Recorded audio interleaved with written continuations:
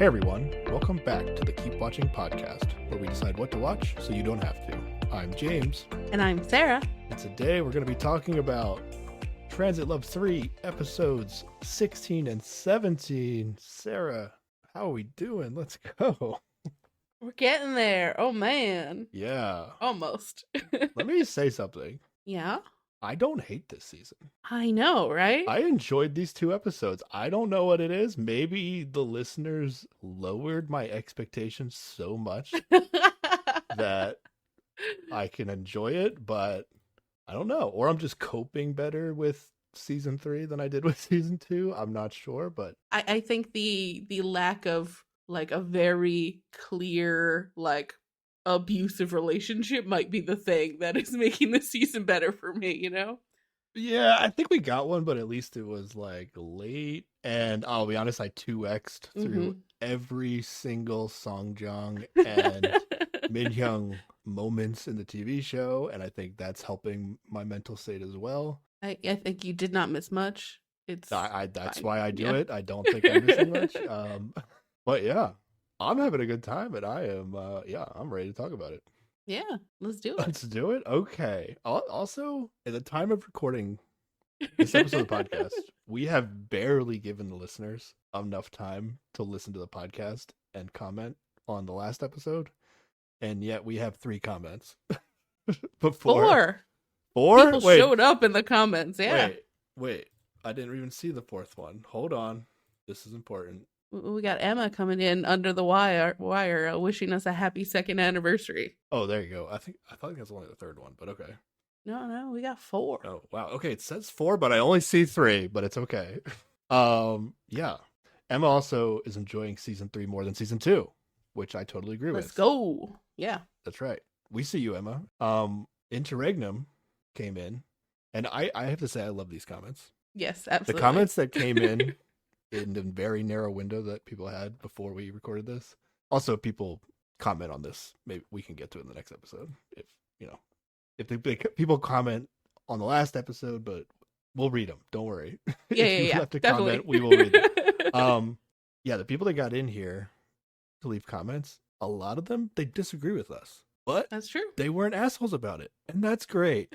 For reason, and it perfectly goes with what I want to talk about on this podcast. So some great comments. Yeah. Great timing for these comments. Yeah. Absolutely. So Interregnum pretty much disagrees with our takes on almost everybody on the season. That's fine. One of these days we might push poor Interregnum away. I hope not. But... No, it's fine.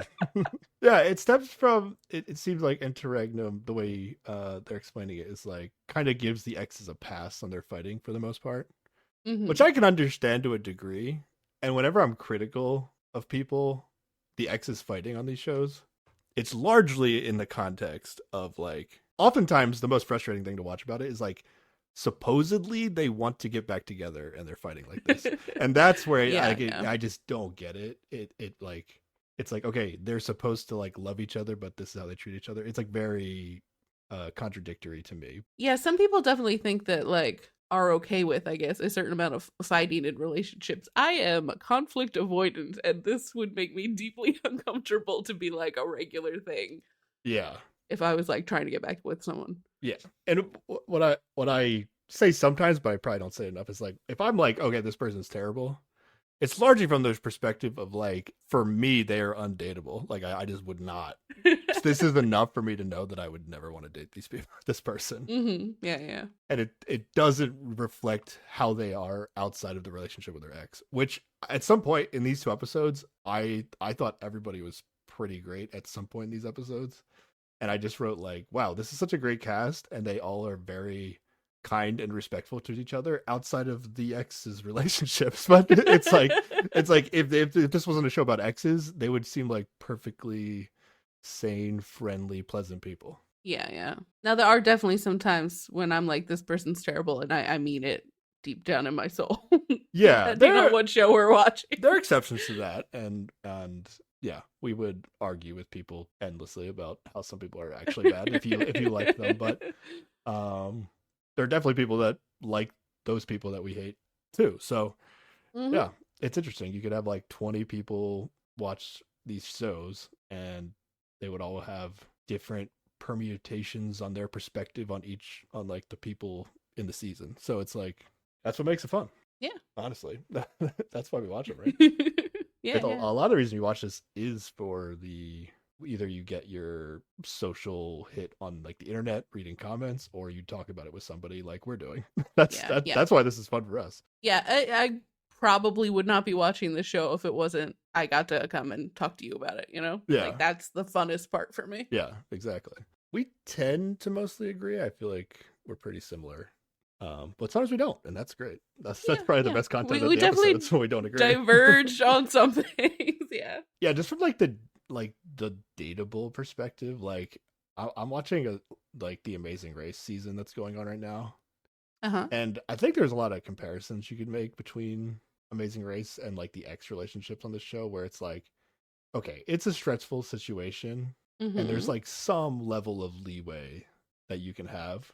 But for people who don't know what Amazing Race is, it's like teams of 2 race to like checkpoints all over the world, and then eventually there's like one team standing and they win. But like the show makes you do these like tasks that a variety of tasks, some of which you've never done before, and you're racing against other people, so you have to do it as fast as possible. And the biggest thing that always makes people argue is like they'll give you a car and you're in a country you don't know, and they just give you a map and you don't have your phone, and you have to like drive to this thing and you have to like find it on the map, and somebody has to be the navigator and somebody has to be the driver, and it just causes arguments basically. But I equally like hate the people that argue on that show. Like I cannot stand, like, okay, this is what it is for me. If I could not go on the Amazing Race with my partner and have a good time, like I cannot be in a relationship with that person. Like there's no way my wife and I would go on the Amazing Race and like bicker with each other in like episode 1 when we're in like the middle of the pack and have like no chance of being eliminated. Like you know, but other people, it's just like every little thing in the heat of the moment needs to like be an argument. And it's like there's a couple that have only been dating for 4 years this season. I swear it feels like they broke up in the middle of the season. Like and they should 100% be broken up. Like they are awful. But then there's other, like there was a really old couple that have been together for like I don't know how many years, and I also found them hard to watch at times, but like clearly whatever they had worked for them. It's working for them, yeah. And that's fine too. Like Songjoong and Minhyun, like this is what they want in a relationship. That's fine. Just I personally do not want to watch it, which is why I'm 2xing it. I don't think it's fun to watch. But yeah, I love the conversation going on. Yeah, it's a good time. And then JB left a comment. They say at this point in the season, Kwante still gave them the ick for how he acted with Yoo-jung early in the season. And yeah, I if that was your perspective on Kwante early in the season, I totally understand, because that's how we are with the people that argue with their exes. It's just I just like, this person's gross. I could not date them. Yeah, I do remember not enjoying Kwante that much. I just feel like it never, like he never crossed a line into like Guan Hee from Singles Inferno. Yeah, definitely. He was like cheesy, but like wasn't actually like having any chemistry with anyone, so it was like not intriguing to watch, and so I found him kind of boring, but not necessarily gross to me. To me, trying to date multiple women on a dating show isn't that bad, but it depends on your perspective. The most common action on these shows, I will say. It is uncommon, yeah. Did kind of do this in a unique way to what you normally see on these. Yeah. So I was largely whatever on Kwante, but now that I know his like backstory and kind of like just his personality more, I'm just like, oh, okay, this is how he is. Oh, in these 2 episodes though, you get to see him be cute with Sokyun for a bit, and I'm like, where was this all season? This is what I was looking for. This is great. Yeah, and he finally has like some sort of like closure kind of conversation with Yoo-jung, which maybe like JB said at this point of the season, that's how they feel about Kwante. Maybe in these episodes, JB, you know, turns around, started giving some slack to Kwante. I don't know. But yeah, now that I know Kwante's backstory and stuff, I'm a Kwante fan. But I didn't see, from my perspective, I didn't see it as so terrible what he did. But what if you did see it as that bad? and you think like I could never be with somebody like that, or I can't, like that type of behavior is just ick to me. I get it.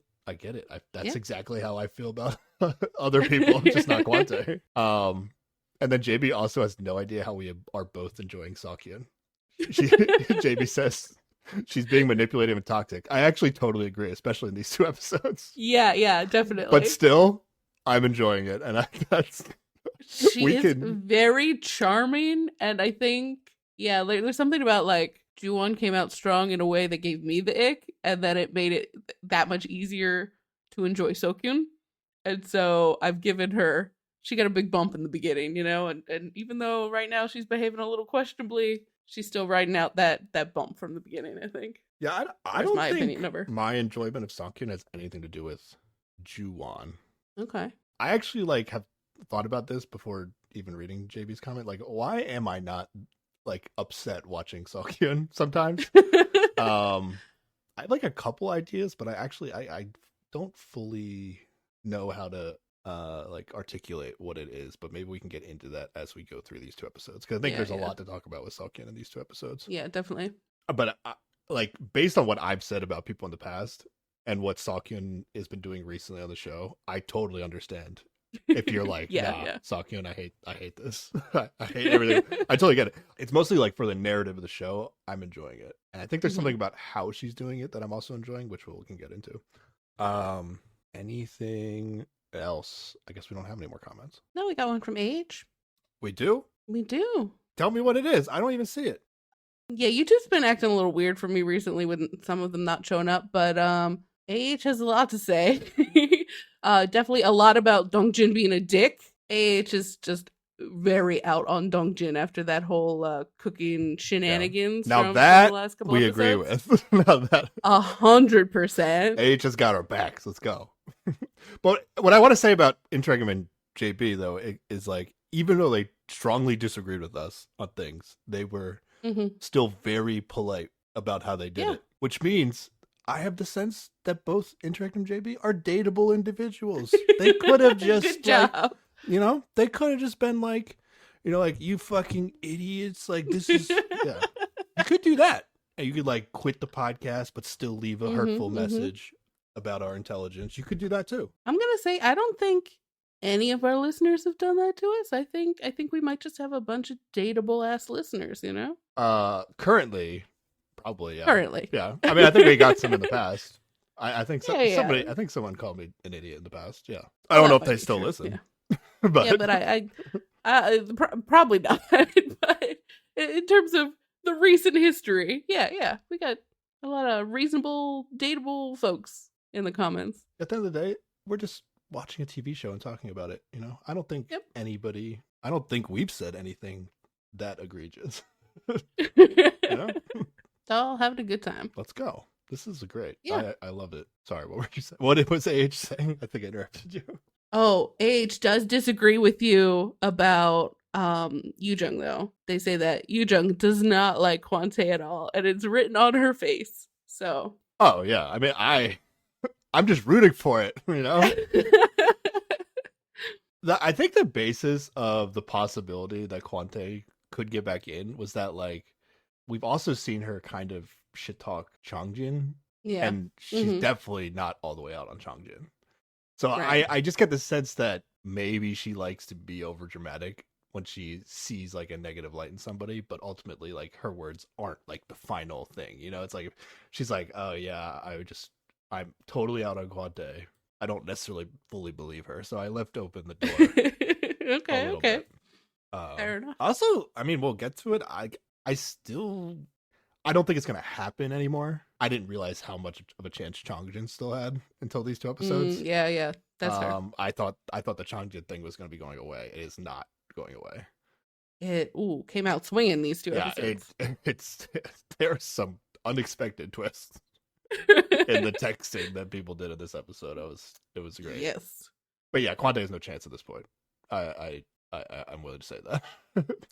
But their date, I think, I think there's like an alternate timeline and different order of circumstances that could have led to her being into Kwante. That's all I'll say. Yeah, alternate universe Quante stood a chance somewhere. She didn't really apologize to him, but I think she wouldn't be as she wouldn't be as harsh about what she said in the past about him. At this point. Great stuff. Okay, we get into this. Yeah, let's jump on in. Last time. Last time, the women got to choose dates for their exes, and unlike when the men chose dates for their exes, the women did not behave in a lot of ways.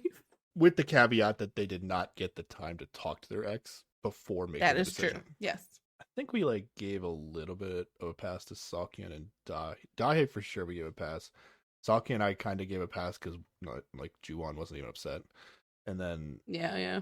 So Hyeon was the worst one, and we're kind of gonna get her decision for why she did it, and it kind of makes sense. It was she thought Salkian wasn't interested in Hyeon at all, so she thought it was dumb to keep having him. But then she showed Dahe. I don't know.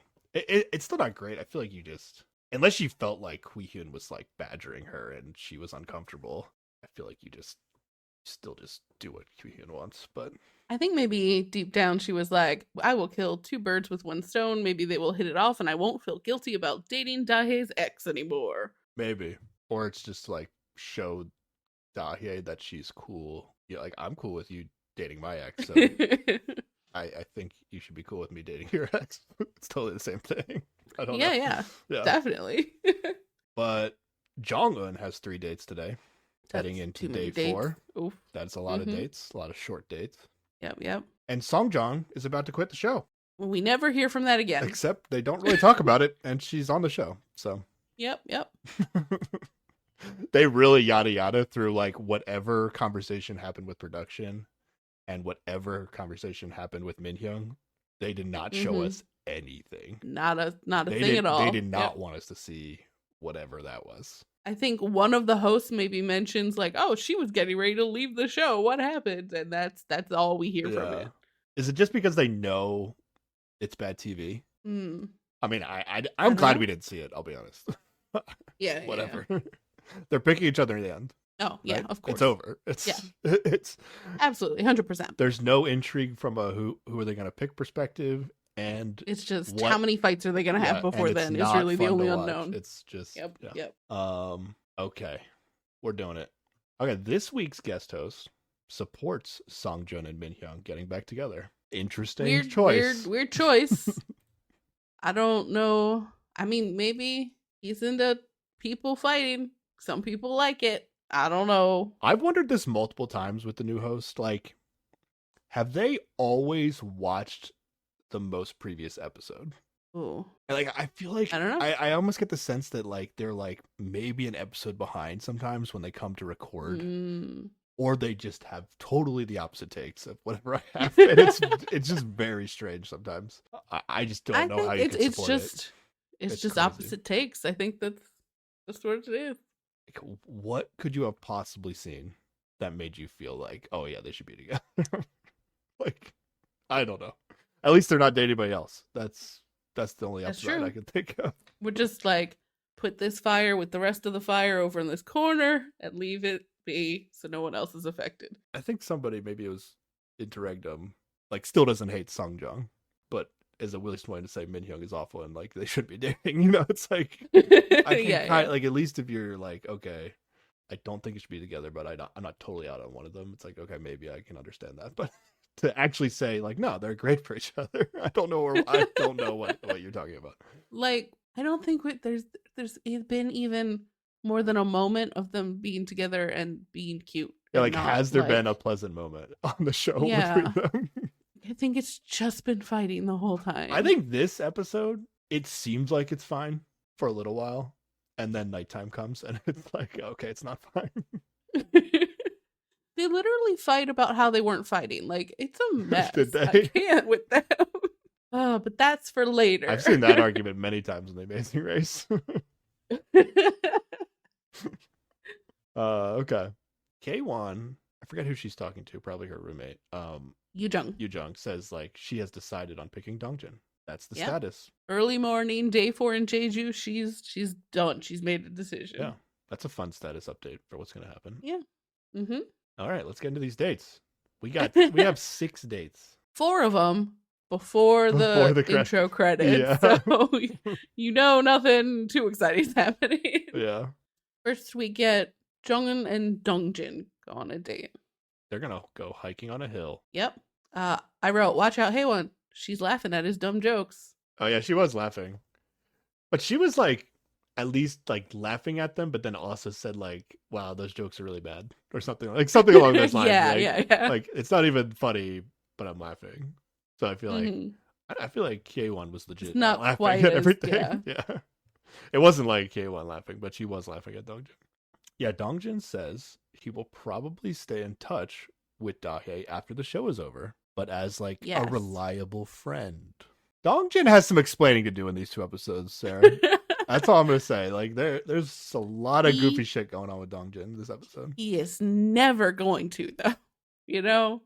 He's never gonna say what he actually feels, which is that he is still way into Dahae, but doesn't know how to deal with, You think he's like really way into Dahae? He will never say that he doesn't want to get back together, right? Like when she asks him, and he never says, I don't care for you anymore or anything like concrete like that. He always sidesteps direct questions that are in that area, That's more of like he doesn't want to close the door, but not necessarily he's like way into her. I guess is okay, how I maybe see it. way is a little too much, but like I will say maybe not way into her, but he is fully burdened by his feelings about her. How about that? Like they still have weight. Yeah, he really paints a picture of like, yeah, I think I'll probably keep in touch with her, like somebody she can rely on as a friend to talk to about stuff. And he says it's like because he can always give her good advice because they once pursued the same career, So it's not weird. It's fine. Yeah, I wrote in my notes he could just start being friendly to her on the TV show, but okay. I mean, also don't true. have to wait till the show's over. 100%. Jongin says she feels the same about Quante. I believe her though, like in that it's an over, but we can be friends situation. Yeah, I don't think Jongin and Quante will keep in touch that much, though. I'll be honest. Well, that is true. I think it's theoretically a good idea, but probably won't happen. But Jongin liked Dongjin's answer to the question. It is a good answer to the like her whatever she was asking about the exes.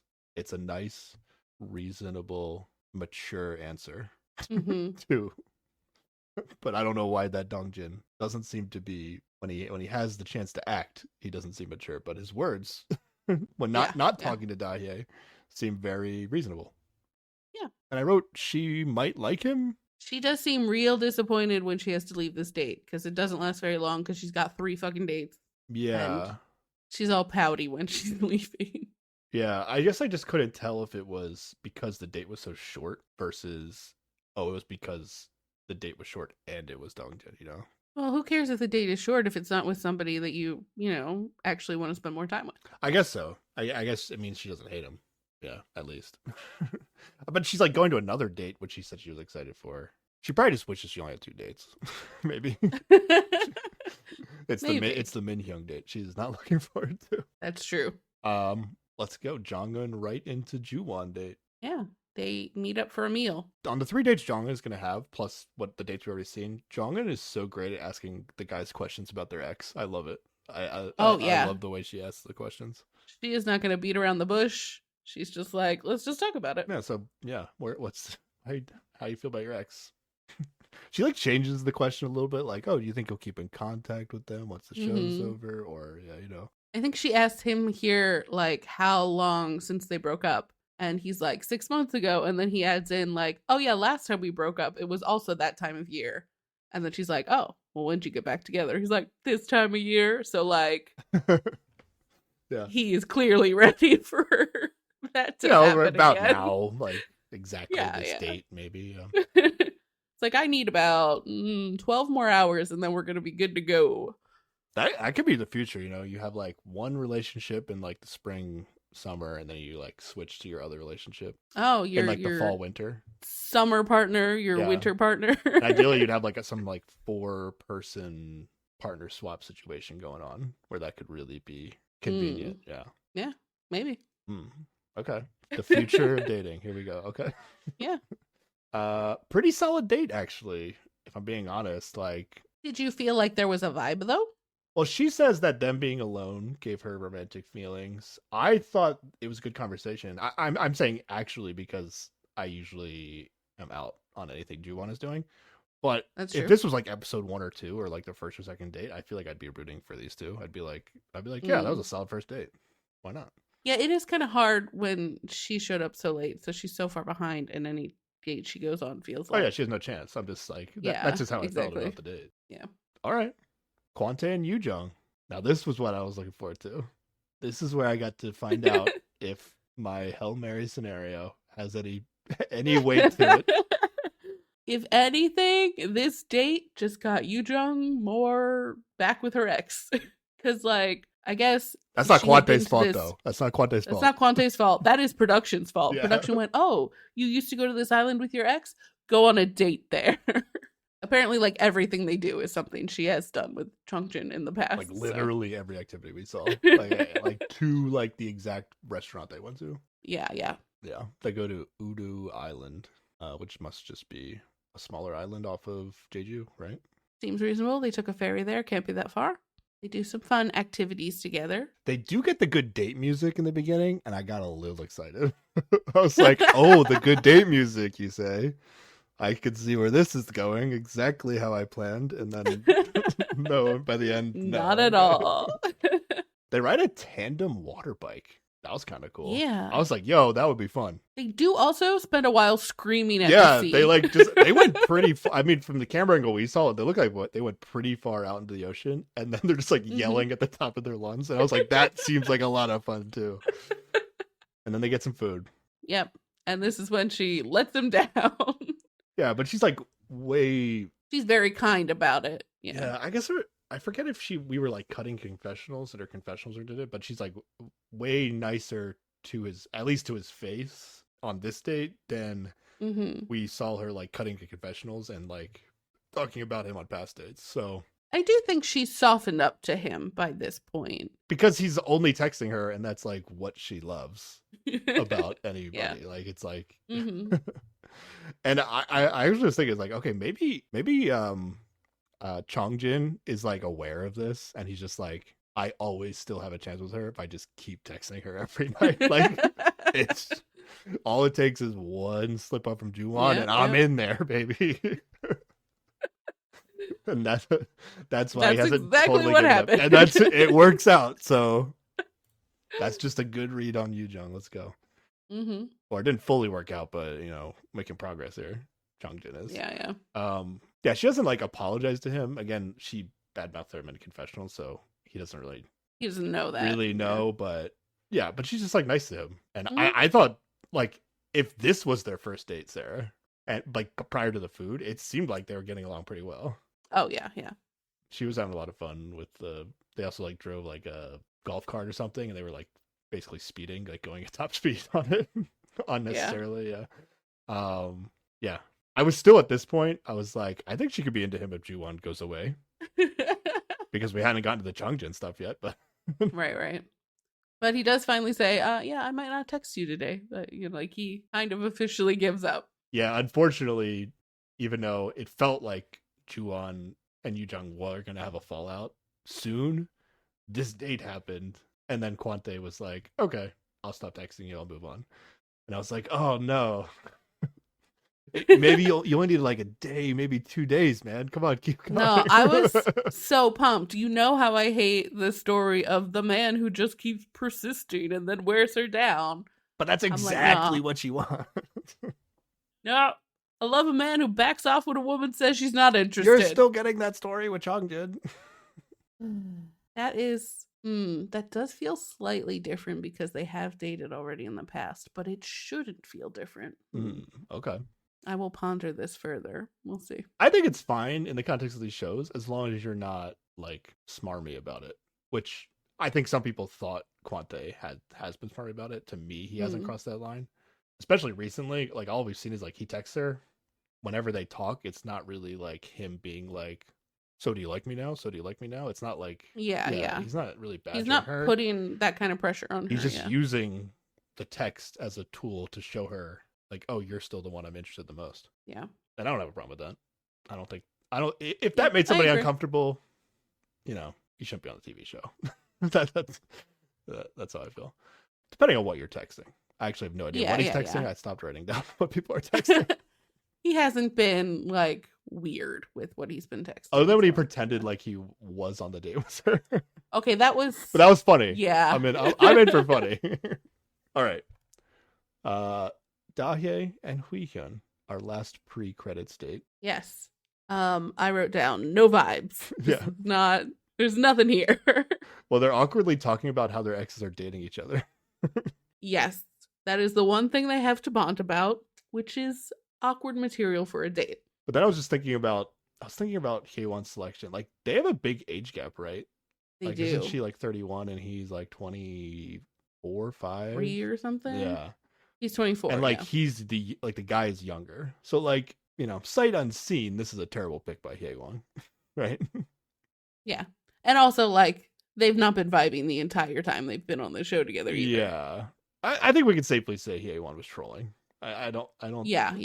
Like, Hui-hyun's not like totally upset because also Hui-hyun's not like, he's gonna go on a date and just try to have a good time. He's not gonna be real confrontational about that. The situation in season 2 was like there was like an actual contest going on between two guys and a girl, and then the one guy's ex didn't let him go on a date with that girl, and that was like, it felt like she was harming his chances. Yeah, it was like felt impactfully petty what she was doing. Where like the 3 cases this season don't seem to have a huge impact overall. Yeah. Because Hui-hyun and Seok-hyun are going to kind of get to a point of understanding this episode. But if they were just forced to date each other, I don't know. Maybe like a day earlier, they would have maybe cleared up their misunderstandings. Yeah, maybe. But also maybe they wouldn't have talked about it, and it wouldn't have like accelerated anything. I don't know. Yeah, hard to say. I did enjoy though these two. They get a meal, and at some point they break out the soju, and he's like, "Oh wait, is it too early to drink?" And she's like, "Who cares?" And then they just become day drinking buddies, which is funny. Okay, sure, I'll take your word for it. Yeah, I mean, I think both these people are on Team Fun. Yeah. So it was they had a little fun, and it was a little bit fun to watch. But yeah, romantically, nothing there. No vibes. Yeah. All right, we hit the credits. Yeah. So maybe the next 2 dates. Wait, do we actually see 6 dates? I guess we do. Yes. Yeah, okay, yeah. Yeah. Maybe the next 2 dates are more meaningful. I don't know. I forget. We'll get to them. First, I think we go back to the house, though, do we? Yeah, there's a bit back at the house that I didn't bring up that I forgot you wouldn't have taken notes on, where Minhyung tries to get Sungjun up to make lunch with him because they theoretically made plans to make lunch together, but she is sleepy and doesn't want to get up, and also later seems to be sick. And then this comes back later for a thing for them to fight about. Yeah. I thought it was fine. Like, I didn't think anything, like, weird was going on up until they decided to fight about it, right? Like, it was just like, oh, he thought she wanted to cook with him. He came to get her when it was time to eat or have a meal together, whatever they wanted to do. And then she was like, I'm actually tired. I'm going to keep sleeping. And I thought it was like, oh, whatever. It's fine. Yeah, if it had just ended here, it would have been a was like interaction. Nobody did anything wrong, really. But then, yeah, he's going to take offense to her making plans and not sticking to them. Okay. But after the opening credits, I believe we go back to the house. And I wrote, Haewon hits Dongjin with a question similar to a question he asked Hui-hyun earlier in the season, which was, she says to Dongjin when Dongjin gets back from his morning date with Jong-un. It's like, why do you look so nice today? And then earlier this season when Hui-hyun, maybe it was with his date with Seok-hyun, I forget what it was, but she said, why do you look so happy today? But I guess this is an indication that, this is how Haewon talks to the person she likes. So I guess it was an indication that she is on Dongjin right now. If she had to pick right now, she'd pick Dongjin. She also refers to him as what gets translated as "my dear Dongjin." Oh yeah, my dear Oppa or whatever. Yeah, I feel like Dongjin did not have a huge reaction to this though. Like the host had a huge reaction to this. Yeah. Dongjun didn't seem to. At first, I was like, okay, maybe she said it before, so it's not as big a deal. But also, I don't know. Or he was. I feel like he was just like in his head thinking about other things, and it didn't even occur to him. I don't know. Maybe. I thought maybe he was like not reacting because other people were around. Oh, that could be it too. And like he might not be a public affection shower, given that he's never had the chance to be a public affection shower. But even at this point, like I forget if we both or one of I forget how we felt exactly at the end of last episode, but Dongjun said some very like I'm into you things to Hyewon that felt very Yes. committal in a way, but like yes. I still feel like he's like still being weird and hasn't decided, even like based on how he reacted in this moment. Yes. And I don't know, is it it's not because of Jong-un, right? Like did that actually have an impact? Like he's gonna weirdly text Jong-un, but we never does weirdly text her. He Yeah, gives an I don't know. explanation. I could not even explain to you what he was trying to say. It didn't make any sense. Like but we'll get to that later, I guess. Yeah, I think this boy is just in his head all the time, and it's not doing him any favors. Yeah, we'll talk about when it gets to it. I'm actually like really confused what happened, but okay. K1 asked him if he apologized to Dahe last night. Such a reasonable question, but no, he did not. So like even Hyewon thinks that Dongjin owes Dahe an apology. Well, I mean, he did tell her that he needed to apologize to her or something, right? So there was a certain amount of this that's like, oh, this looks like people who are a couple, right? Where they're honest about like things they're dealing with and, following up on things, except for everything else he does that is very confusing. Are you talking about Hyewon and Dongjin? Yeah. Well, in this case, it's only Hyewon interacting and Dongjin's not really doing anything, I feel like. Well, he does he is honest with her that they had a little fight again and they said they're gonna talk again later. Yeah. Yeah, I guess he doesn't lie, but yeah. Is it because Dongjin was so in front of everybody, like rude to Dahe? Is that why Hyewon thinks he should apologize? That's true. That's what I'm not sure. Like, what does Hyewon think he needs to apologize for? I thought he told her that he was just like, yeah, I was really not nice to Dahe earlier when we were fighting. Well, because he texted Dahe yesterday, and so he explained to Hyewon, this is, I did not text the person I went on a date with, like you were assuming I did. I texted Dahe because I needed to apologize to her, and that's when they talked about it. Oh, so Hyewon's just thinking, oh, you talked to her to apologize in person? That's what Hyewon's thinking? Oh, okay. Yeah. Okay. So it's not even necessarily Hyewon thinks he needs to apologize to her. She just thought that's what he was doing. Yeah. Okay.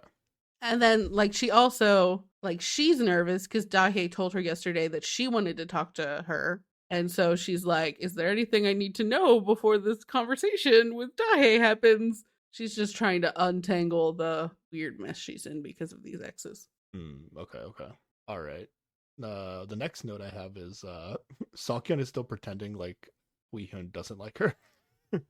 Yeah. I guess she doesn't actually know. Like, I'm actually so confused. I think it's like there are all these signs. He has had multiple people tell her now, though, that he likes her, right? Or at least Hyewon has told her in the past. I think what it is like she trusts her own read on Hui-hyun more than anything else anybody could say. Even Hui-hyun himself, maybe. Like that's why I'm like a little confused. Like I feel like Hui-hyun has been clear at some point, but maybe I'm just not remembering. But basically, it's like she on their first date, she felt like he wasn't making enough eye contact, and she took that as like, oh, he's not interested in me. Yeah, she did not think, oh, this boy's shy. She was just like, oh, no eye contact, obviously no vibes. At some point, Hui-hyun said like, oh no, I was just being shy, but like she just decided that he was not being honest about that. Like, so she was very much committed to her read in like their first date, whenever it was, that, oh yeah, he's not into me. And then she kind of just wrote it off. Yeah. But they're going to talk eventually and have a conversation where I guess Hui-hyun is more clear enough for her to understand. Yeah. And Seokyeon actually tells Hyewon right now that she had been interested in Hui-hyun before that date romantically. Yeah. But the date didn't go well, and so that's when she like moved on from him. And then this is where we find out where Hyewon says she thought Seokyeon didn't like Hui-hyun like ever, I guess. Right. So it's like a little like if she truly believed that, I guess you can give a pass on the exes choosing situation, I guess. Oh, yeah. But now that she has this information, she's going to start to spiral about the whole thing. Is it because she feels guilty, or is it? I don't know. Oh, no, no, no. It is 100% because she's like, oh, wait, well, not, maybe not this moment she starts to spiral, but this contributes to her spiraling later when she sees them interact some more and maybe clear things up. And when she doesn't get a text from Hui Hyun and sees that he texts Sokyun again, that's when she gets all, Okay. what's happening? Oh, no, I'm upset. But it doesn't feel like Dahye, where Dahye picked somebody else and then she felt bad about it afterwards once she learned. Yeah, I don't. It doesn't feel that way with K1, right? Yeah, it does not feel that. K1 would do it again with Oh yeah, 100%. Okay. Yeah. All right. Jonghyun and Minhyung date. The doctors. Yeah, it's a doctor date that Let's go. One of them was maybe not looking forward to. Yeah, they go kart racing. Except like Minhyung doesn't even have a driver's license. He doesn't have a driver's license, but he's driving. They're in one cart with 2 steering wheels, but I guess hers doesn't do anything. I don't know. It's weird. Oh yeah, I've definitely seen those before, but I never thought about how the steering works. I don't know. It's weird. I don't know why they didn't get to. I guess you don't want to split them up into separate cars because then they're just doing an activity separately. But well, I think they make single go karts. They make tandem go karts or whatever. But yeah. It makes more sense to do a tandem one. I agree. I think they did it right. They guess. did it right. If I was her, I'd be like, I wanted to drive. I'm annoyed. Oh, okay. I assume she was fine with not driving. Yeah, okay. I guess. Eventually, they talk about doctor stuff, like yes. having to see people die and call their death time. Great first date material, just straight in the deep end. Yeah, very solid date. What great stuff. He says he enjoyed the date more than he thought he would, and it was easy to talk to her. I don't think we get anything from her going, well, doctor date, or enjoying it either way. I think, yeah, these are just generic comments. Like this kind of what I felt like Seokhyun was saying in the last episode. It's just like, just say go to the confessional. They'll ask you a question, say some nice things, move on with your life. This definitely could have been a pre-credits date, right? I don't know why this made the cut for after the credits. I don't know either. And unless this is going to be a thing, is this going to be the one alternate? This is not going to be a thing. This going to be the one alternate storyline to the Songjong Minhyung are definitely picking each other. No, okay. no, not happening. Okay.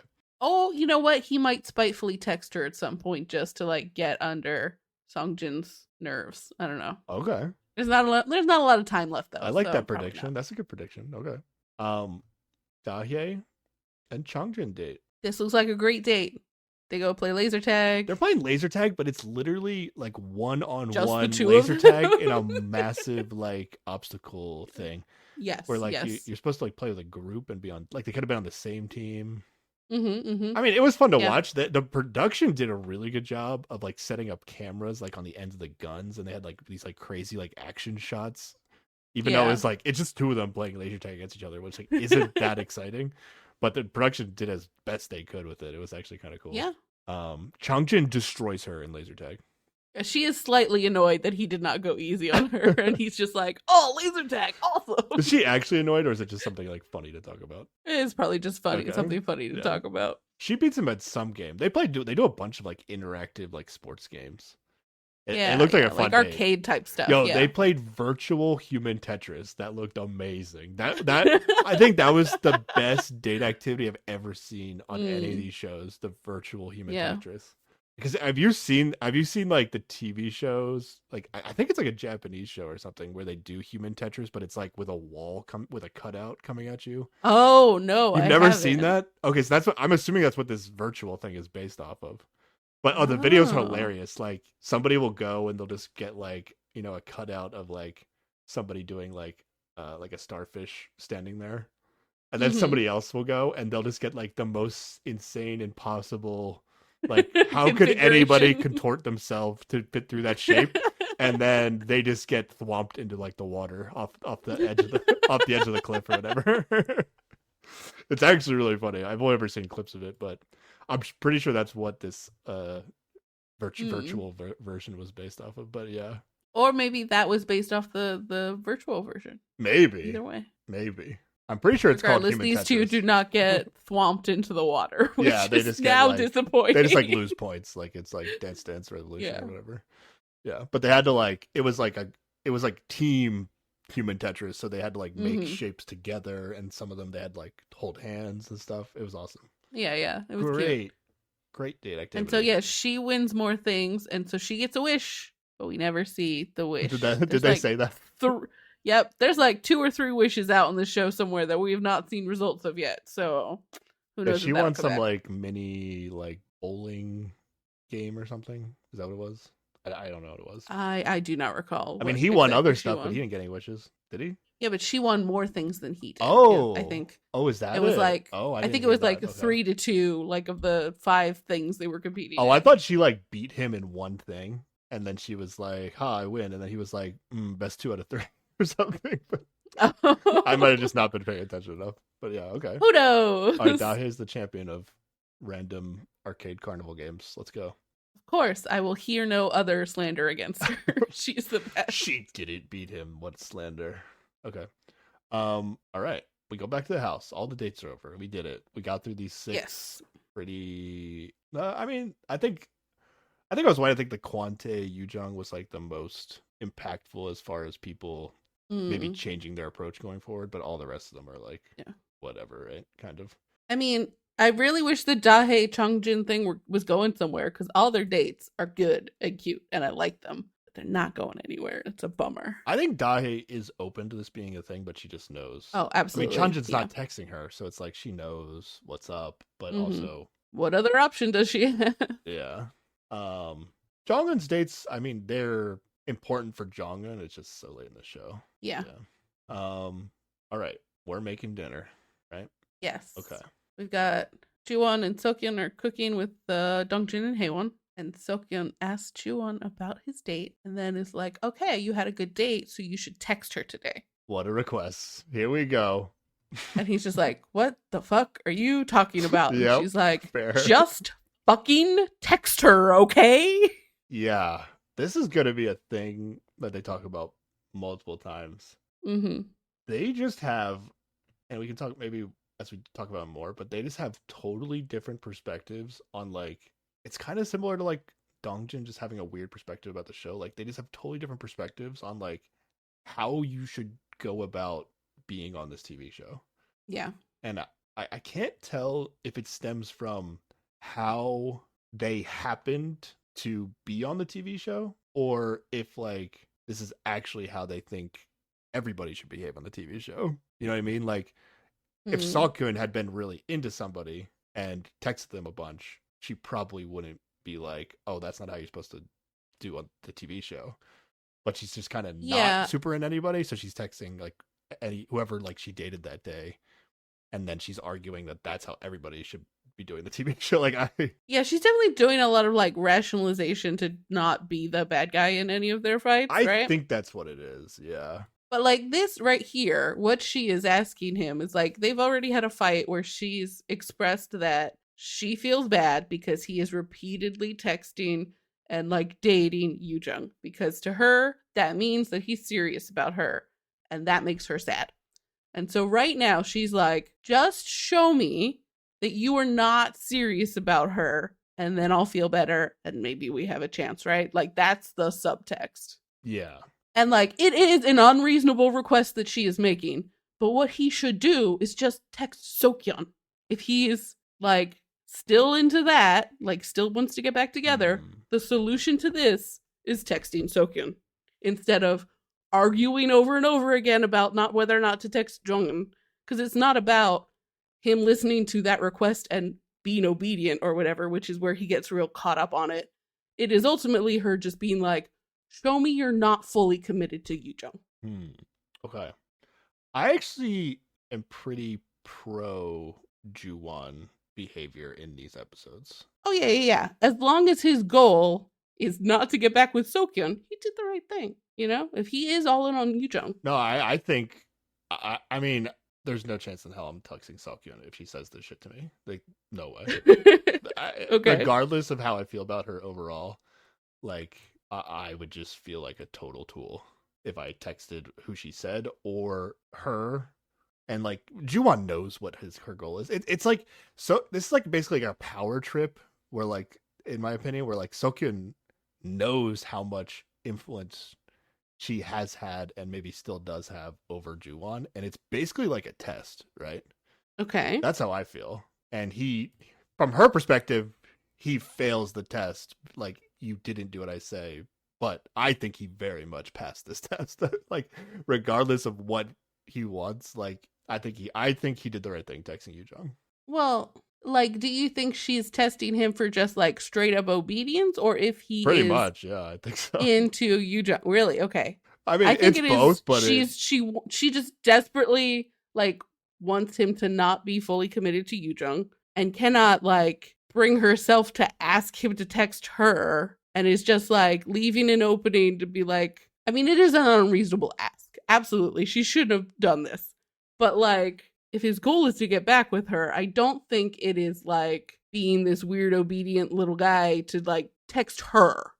Like, it is totally weird to text Jong. But if he were to text Sokyun in this situation, I think he would have won and also not felt bad about just doing a thing she told him to do.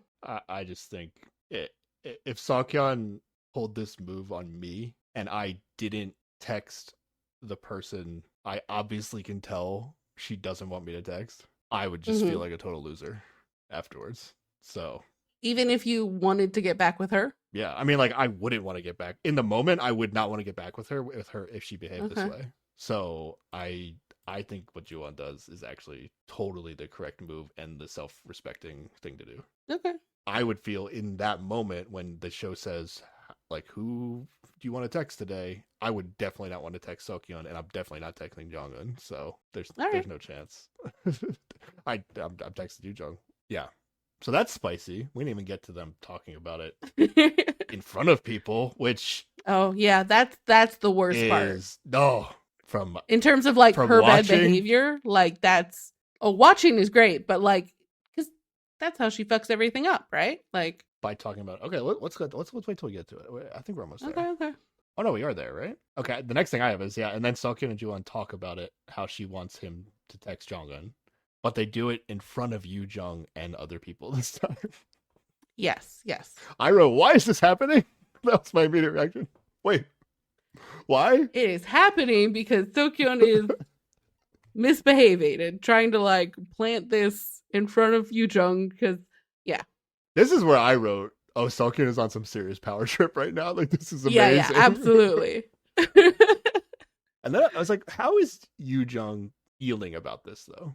In the moment, do you think? She's not happy. She definitely. But from what perspective? Has her not pleased face. Is she like, wow, Seokyeon is being totally unreasonable, or is she like, oh, this Juwon Seokyeon thing is bigger than I realized, and it's like she's souring on Juwon because of it?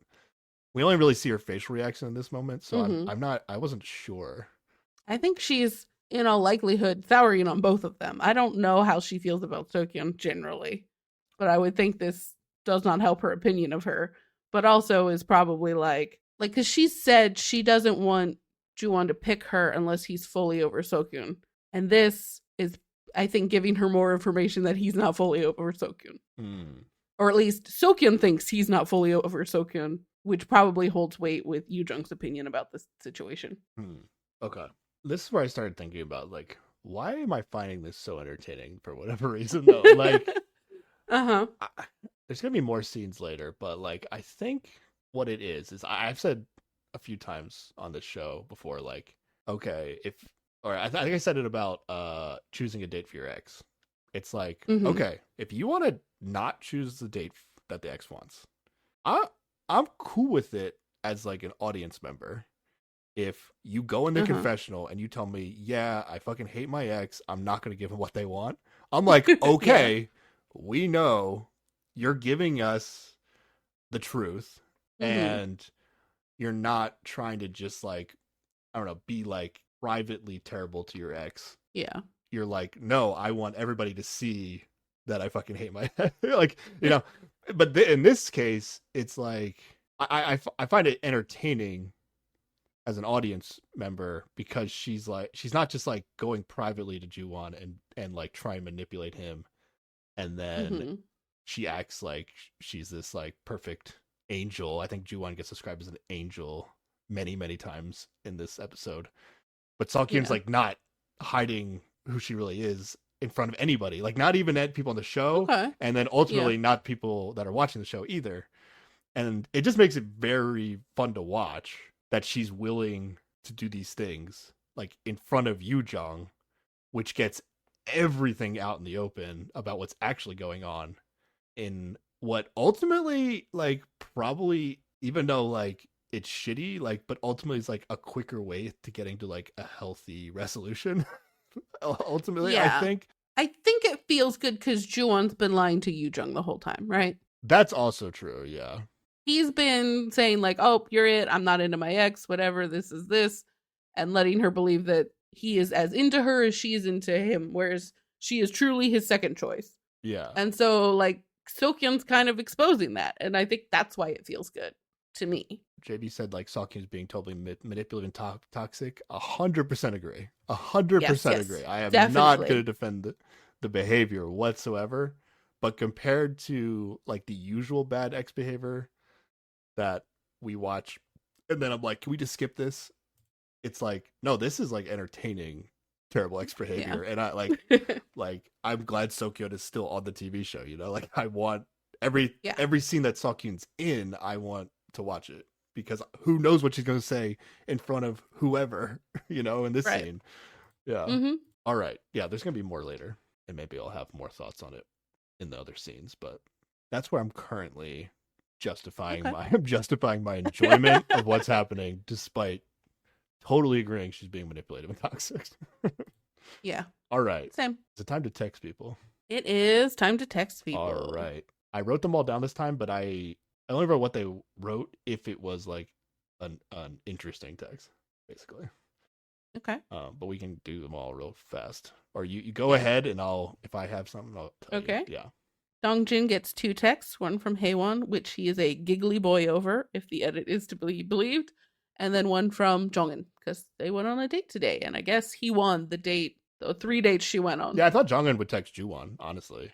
I don't know if her knowing Juwon and Yujung are like a thing could have influenced it, but I was like, oh, I guess she does like Dongjin the most if she chose him again. Yeah. Yeah.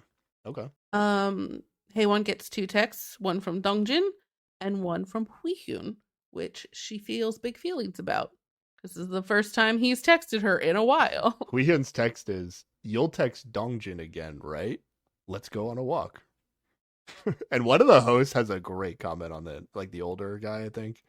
He's Mm-hmm. like, that text had everything. It was like, it was jealous, it was flirty, and he asked her on a date. It was like everything in one. I was like, yeah, Yeah, because he also kind said of, in yeah. there, "I'll still send my message to you." I think is the flirty, like expressing his feelings Yeah, part. But yeah. yeah. And I wrote, Huihyun woke up today and chose violence. Okay, this is Oh, weird. really? I mean, I didn't take it that way at all. It just kind of shows like, yeah, I know where you're at, but I'm texting. Now it's weird because like he hasn't been texting her the whole time, and I don't really know why he's Mm-hmm. texting her today. That's like the weird part.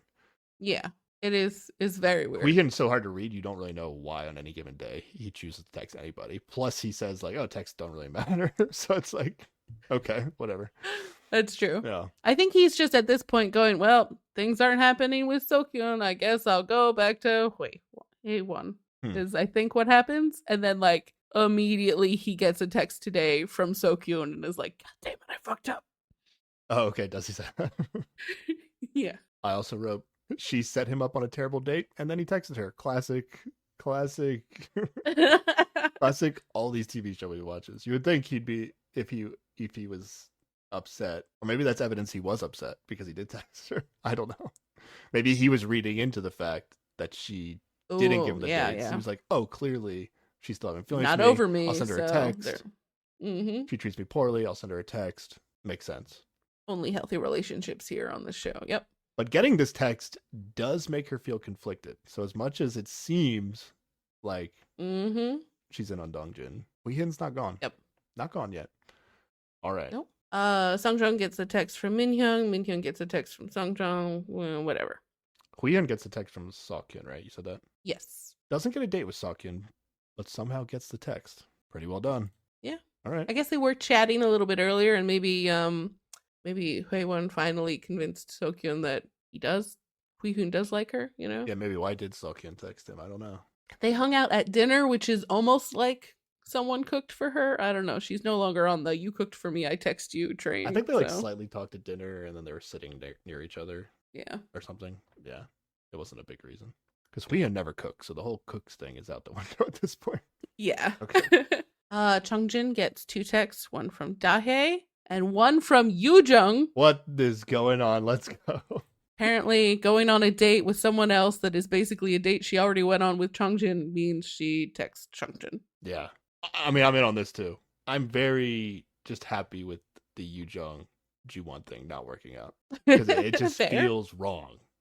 You know, knowing what we know about Yoojung, it feels wrong. It's not even really so much about Ju-won. Oh, the fact that Ju-won like still likes his ex.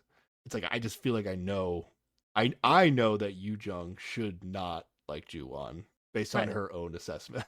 So it's like I'm not rooting for this relationship. Yeah. So I was like, okay, it's not Quante, but it's not Ju-won. Let's go. And this does happen like shortly after that whole Sokyun telling him to text someone else fiasco happened in front of her. So add a little salt from that to probably why she switched over to. I wrote, I guess good thing he didn't stop texting Yoojung. Yeah. You know, if Changjin had started texting Dahae like a few days ago, and then the stuff happened with Ju-won, and then Quante, you know, yeah, I don't know. There was a very small window here for Quante that just didn't work out. That's all I'm saying. Okay. Also, can I say I love that Dahae still has not texted Dongjin since they fought because everybody does. I complain about it all the time. Everybody, they get into a fight, they say how terrible their ex is, and they text them. Dahae doesn't do that shit. Let's go. She didn't even really say he was terrible. Even she was just sad, right? Like she does not shit talk him in confessionals. Even so, you think he has to be more terrible to get a text from her? No, I just think she's a reasonable adult who isn't gonna badmouth somebody on TV just because they're having a fight. Like she's just great. That's all. Yeah, I guess she doesn't say he's terrible at any point. Does it even to his face? Does she say it? I don't know. Yeah, she's pretty good. She treats everyone with kindness. I mean, if she wanted respect. to say Dongjin was being terrible, I'm totally fine with that. Like, it's just the evidence was there. Yeah, but she's always taking the high road. Is all I'm saying. You know, she is high tier person on the show. Like nobody else has been like this, right? Yeah, I think she's one of the best. To the point where I was like, okay, is she like? It's because she's an idol. She's getting like a really good edit. I don't know. I feel like we've never seen someone as solidly aligned with what you and I believe is like proper behavior on the TV show. Yeah, I don't think like she is with a big agency or anything, so I don't think that is influencing this. I think she's just been trained really well as in her idol career to be a fucking professional and she's not gonna give them the option to give her a bad edit, you know? Oh, maybe that's what it is, yeah. That's true. She's got the PR training. Okay, so then Sokyun gets a text from Quante, which is just, let's go on a date. What a solid text. That should be like almost every text, right? Yep. Okay, Quante's crushing it out here. At some point in my notes, I forget when, I just wrote, for a guy that's not getting any text or dates on this TV show, he's really crushing it. That's my own personal opinion of Quante. Yeah. Currently crushing it despite getting no dates. Yoojung gets a text from Ju-won and a text from Chungjin. Seokhyun not happy. Not happy at all. I immediately wrote my notes. Good for Ju-won. Come on. Yeah. Fair enough. I thought he totally did the right thing. And then Chongjin texted her again, and I wrote, God, dude, just get over her. What do I know? Apparently. Yeah, if he had done that. Chongjin knows better than me about how to handle Yoojung, for sure. Then we get Jongin, Dahae, Ju-won, and Quante get no texts. Jongin had 3 dates, gets no text. Ju-won got no text. Let's go. Back to like the early days of the TV show where Ju-won got no text. And that's it. Let's go. I felt like that was spicy, but I feel like maybe the second round of texting was even spicier. Oh, yeah, it definitely was with Dongjin's shenanigans. Okay. Yeah. Dongjin fucked up next round of texting. All right. Dahae and Dongjin have talked about talking again, but they're not going to do it tonight. Dongjin's too tired. More like he's trying to follow Haewon and brushes her Yeah, off, he really. actually wants to talk to Hyeon instead. I wrote smart. Yeah. That makes sense. Like, you don't need to talk to Dahye again. I mean, I understand that they probably both like. I feel like Dahye is open to having closure. Dongjin does not want closure at all. He does not want to close the door. Yeah. But I think at this point in time, like them talking, they're gonna eventually talk later. But Yeah, them talking doesn't. And like at really this do point, they've anything. been drinking a little bit too. I think the next day when he tries to talk, he's like, "Let's talk now before we've been drinking." I think that's a good move too. That's gonna help have a reasonable conversation. So Dongjin goes to talk to Hyeon instead. Hyeon admits to him, to Dongjin, that Huihyun texted her and she's having feelings about it. Mm-hmm. Not necessary, but okay. Yeah, she's very open about this. And Dongjin's like, "Don't worry about me. Just do what you gotta do." Yeah, Dongjin is great in this conversation, actually. Yeah, I wrote, he's so kind and understanding when he's not talking to Dahe. Yeah. just so kind. Yeah, because he like kind of like gives Huihyun a little bump here, where he's like, yeah, I can see, like Dongjin is saying, he can see that Huihyun is struggling to decide. Mm-hmm. It might have been related to like him texting like tonight or like the last 2 nights. He's like, oh, usually Huihyun texts really fast, but recently he's like been thinking about it or something. Is how he's getting this read. And he's like, yeah, he can understand because he and probably almost everybody else in the show is feeling the same way. Like everybody's, deciding and struggling to some degree. So he's like kind of telling Yeon to give Huihyun a pass, basically. Yeah. Mm-hmm. Such a healthy conversation. Yeah. Talking about emotions without getting angry, staying level-headed. I love it, Dongjin, which means Dongjin is fully capable of having an adult conversation. Yeah. Really wish he would do it with Dahe. And it seems like he's very aware of how terrible he was being to Dahe. Yeah, because I will give him this, that like K1 is like, "You're so kind and wonderful," and he's like, "Yeah, maybe to you, but there's somebody else here who probably thinks I'm the worst person in the world," So like he admits to being shit, which I gotta give him a little bit of a point for. Yeah, but does it? I was trying to decide, like, does it make it worse if you know you're terrible like, and don't change? He's being terrible. To me, I don't like it. But if he like if he had a confessional saying like, "Oh, my ex makes me so angry," and when I talk to her, I just like can't help but want to make her feel bad or something. Like like just be on it. I wish I just knew what his mentality was when he talks to Dahe and what his goals are when he talks to Dahe, because I feel like he is never honest about how he feels about her or what is happening. He's not honest to Dahe. He's not honest or confessionals. I don't think he's totally honest with anybody, really. Yeah. The reality is, like, he might not even know himself, but he's not even saying that, right? Mm-hmm. He just comes up with these, like I talked about in the last episode, like, no, the goal of the show is not to get back with your ex, and that's the reason we can't talk about it. Yeah, I think he came into this show deciding that this is what's gonna happen. He's gonna meet somebody new, she's gonna meet somebody new, they're both gonna move on, and despite the reality of anything that's happening, he refuses to like deviate from that plan or talk about the possibility of anything outside of that plan. But it doesn't even seem the goal is to meet somebody new and move on. It's just to meet somebody new and still maybe get back together when the show's over. That's what it seems like. I don't think that he means to imply that ever. Like, I don't think when he says the purpose of the show is this, therefore, if we're going to get back together, it's going to be after the show. I think he is trying to white knuckle his way through getting over her and refuses to actually acknowledge how he feels about the situation. Oh, interesting. Okay. I don't necessarily read it that way, but okay. I feel like if he was doing that, he would just be flat out saying like, or the better way to do it, if that's what he's doing, is just to like tell her like, I don't want to get back together with you. And then even if it's not really true, like he's forcing it to happen, I mean, he's almost saying that. He says that he doesn't see how they could get back together, given like that their relationship isn't going to work. Like he says something like that at some point. To die. But yeah.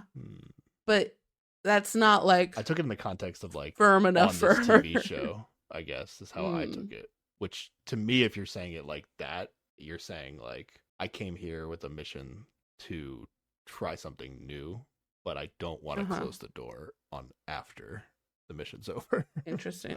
That's my interpretation of it. But I think he is focused on how they can't get back together. And she, while maybe knows that it's not going to work, she's really focused on how she actually feels about him and wants to know how he actually feels about her, regardless of whether it's going to work or not, right? Like, so that's why she can't let it go when he doesn't actually say, I don't have feelings for you anymore, you know? I think that's what he needs to say something definitive like that to her for her to be able to move on. yeah, that I understand. I don't think he said that at all. I don't even think like what he says is something you should interpret as, oh, he doesn't want to get back together. Yeah, I think deep down he does want to get back together. Yeah, okay. But like he thinks like I don't know, maybe it's he refuses to outright lie to her and that's why he can't say something more definitive or what it is. Do you think he's picking her at the end? I don't think he's picking her. No, I think he's too fucking stubborn for that. And he's decided that this is how they're going to move on. And so, despite how much he might want to pick her at the end and how much he might want to get back together, he's sticking to the plan, I think, all the way to the end. I agree with that prediction. I should say I would agree with that prediction, other than the fact that like the most dramatic emotional moments in the TV show were their backstory in a way Okay. that makes it me feel like, and how they kind of didn't really talk about how they broke up. Right. I feel like we've washed away some of the dirty aspects of their Right. past Right. relationship in a way that like the TV show wants us to feel good about them getting back together in the end. But at the same time, people get back together in the past and it never felt good to us. So Yeah. I don't Yeah. know. Maybe that's not even a thing that the show cares about. Maybe they're just showing what's there. Yeah. My prediction is entirely built around reading him, not necessarily the edit. I think you're right. The edit indicates that they would be getting back together. Yeah. Like I feel like, right now in this moment before the next episode, if he had to choose, he'd probably pick K1. But in terms of like predicting what's going to happen in the end, I still feel like somehow they're going to pick each other. Okay. Also, the season is done airing right now, I believe. So, Yes. People already know what's going to happen. So, we're either going to sound really smart or really stupid. Isn't it always the case though? With this show, yeah. We're always behind on this show. All right. We're done with them for now, right? Okay. Yes. Seokhyun confronts Juwon in front of people again. Is this when he comes in and she's like, I want to hit you right now? Yes. This is slightly preempted by Kwante asked Seokyeon kind of about the text she got about who her ex texted. And so she does a big sigh. And Yoojung kind of does an evil giggle because she knows that she got the text. To me, like, if I was Yuja on this spot, like, it would just be funny to me. Like, oh, yeah, 100%. And from Seokhyun, like, I don't think there's any, it's not like a personal attack against Yoojung, right? Okay. And I don't think Yoojung is taking it as a personal attack. I never really got that sense. Like, Seokhyun would just be doing this if it was anybody, I think. Yeah, that's fair. But they are still competing in a way which is awkward. Yeah. Like Yoojun might think Seokhyun is like crazy or something, but I don't think she's like I don't think she is or should be like personally offended by Seokhyun. Yeah. So he comes in and then she's just like, I want to hit you right now or something. Yeah. It's nuts. Like it's nuts, but she is so willing to be out in the open with it that I'm just like, oh yeah, this is great. Oh yeah. And it's not like they're like fighting in a way that like they're having like a really unhealthy public display of like a really like irrational back and forth that's like ugly to watch. It's like almost like playfully it is willingly silly in a way talking about their situation out in the open. It like if I was there, I think it would be super fun to be in with them in the moments that these are happening. I don't think it's even their playfulness definitely softens the whole experience. I don't think she's like making like maybe Yoojung is like a little uncomfortable, but I don't think she's like making everybody around her uncomfortable with what she's doing. Yeah, I would agree. So. Yeah, she's gonna do this again later too. Actually, yeah. I wrote, I mean, Seokhyun is being totally unreasonable, but I find it entertaining. Yeah, pretty much. I'm still rooting for her to like screw up Yu Jung's thing. I mean, screw up Ju-won's thing with Yu Jung and then not pick Ju-won in the end. Yeah, yeah. Well, then we get a bit with Yu Jung and Chungjin where she is telling him all about her date and how it was basically all the things they had done together, and she is giggling and having a good time with this man. Yu Jung goes to talk to Chongjin too. That's important. Yes. Yeah. Mm-hmm. The hosts seem to be really rooting for Chongjin. Yeah. Yeah. And he starts calling her like you, like hey you. Oh yeah, He keeps yeah. saying like hey you. Except like, it's the first part of her name and like I guess his shortened nickname he probably always used to call her. Yeah, yeah. But we haven't heard that prior to this, I feel like. Yeah. Right, right. And I think there's a part later where she goes to leave and he accidentally calls her Jagya, which is like honey or whatever. And like other people see it and laugh at him because Oh, he's really? just falling back into calling her like sweetie or whatever he used to call her when they were dating. Yeah. Now Yu-jung, the next night Yu-jung's gonna text him again, right? Yes. Has she okay, it feels like maybe they talked about something that we didn't see in a way that like maybe they're like fully switched back to each other, but then we get like some scene later with Ju-won and them and she like compares them again and has some like big revelation about I don't know if it's a big revelation, but it's like reverting back to her feelings previously in the show where she's comparing them and thinking that Chongjin's not so great maybe. Yeah, in a confessional she says like she got over the resentful feeling she was feeling towards Chongjin, but then suddenly remembers that Ju-won is everything that Chongjin is not, and how could she ever have turned back to Chongjin in this time? And yeah, she's very dramatic and like she calls Ju-won her soulmate by the end of episode 17. She's like really over dramatic, really like over romanticizing like a very small comment in my opinion. Yes. Yes. We'll break that down later. Okay. But Yu-jung and Chongjin go for a walk. They go to the tree. Mm-hmm. And she just starts like filming him like they're on a date, Yeah. Taking pictures of him. Just casually teasing him. dating exes on this TV show. Okay. They get the good romantic music during this tree. Did they? Like nice. Walk, yeah. Let's go. Okay. And then they leave the tree and then somehow Seokhyun and Ju-won end up at the tree, right? Yeah. Okay, there is somewhere in here there was a little Minhyung Sungjoon fight. That's okay. It was dumb. Okay. She ends it with saying, "Oh, we just don't click." And it's like, okay, maybe you're learning. Nope, she's not learning shit. Yeah. She said that at least 10 times in the last 2 episodes. Mm-hmm. Yeah. Okay, Seokhyun and Ju-won though. Yeah, Seokhyun just like immediately has to go return Ju-won's sweater. Like just immediately. It has to happen right now. Yeah, I forget why or like who invited who to go for a walk. No, it was Seokhyun because she went with the sweater and was just like, okay, let's go. Okay. I feel like I understand how Seokhyun is feeling, right? It's just like her argument makes no sense, which is why it's like so toxic, right? It's like she is taking an approach to the show that is the exact opposite of how Ju-won is currently taking the approach to the show. And then it's like she just feels, I don't know. I guess it doesn't, yeah. I try to like argue it in a way that she's not arguing it, but I keep arguing it the way she is, which doesn't actually make any sense.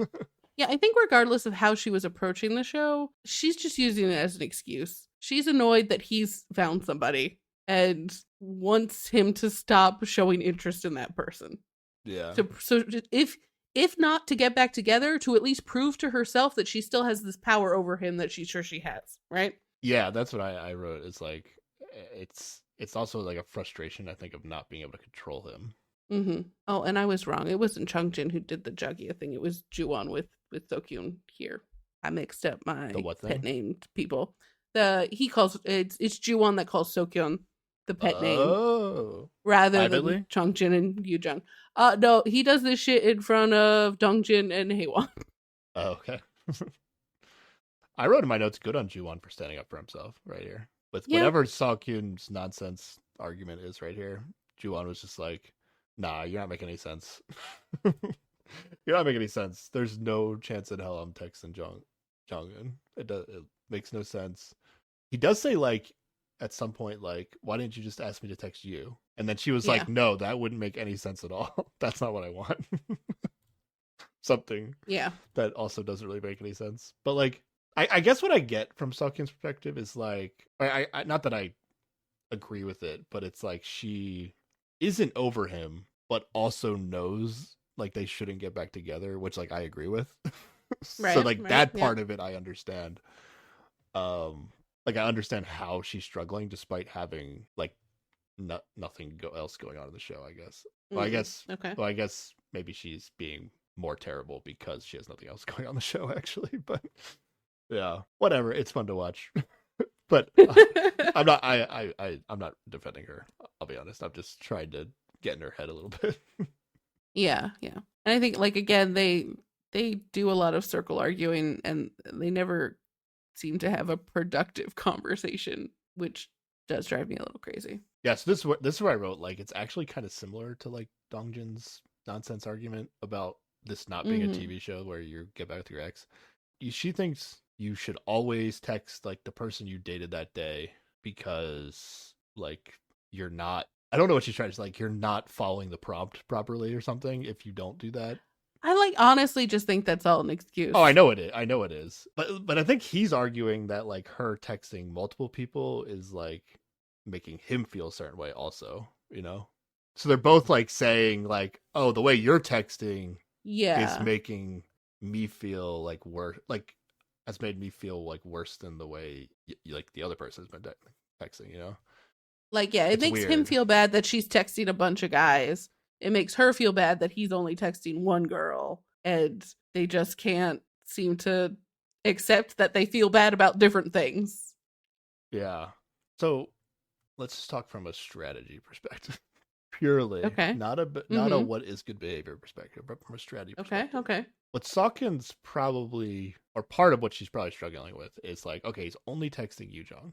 Right. Does that mean like, oh, he actually really, really likes Yujong, or is just Yujong like the only girl besides me that's like worth texting? You know, like it's just like so like I guess Sawkin maybe doesn't fully understand the magnitude basically of how much Juan might like her. So this like test that he gives him is like, Mm. okay, if Yu Jung isn't a big deal, then he should just be willing to text somebody else. Right.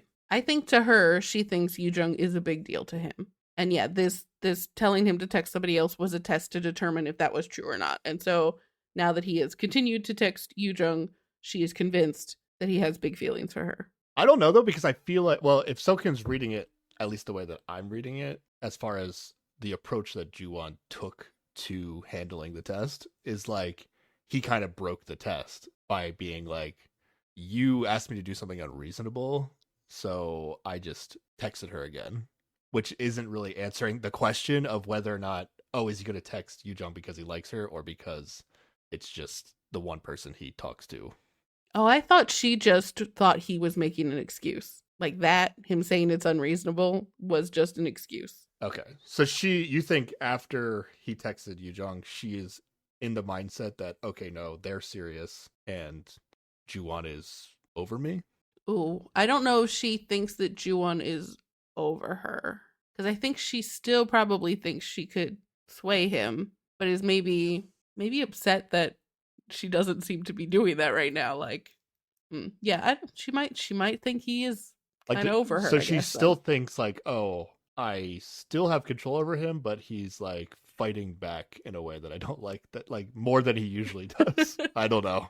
Maybe. That's what's going to happen later, right? It's like, Juwon's going to say something like, oh, I always did what, like, whatever Sokyun wanted to do. Oh, in terms of dating. Okay. We Yeah. didn't even get to that conversation yet. I think it's much later. But Yeah. before I forget, if we were to cross over like like multiple seasons of these shows to match Uh people huh. up, how Okay. about Yu Jung and Wan Bin? Oh. Think about Okay. it. Yeah. Can you see it? Um. Can you see it?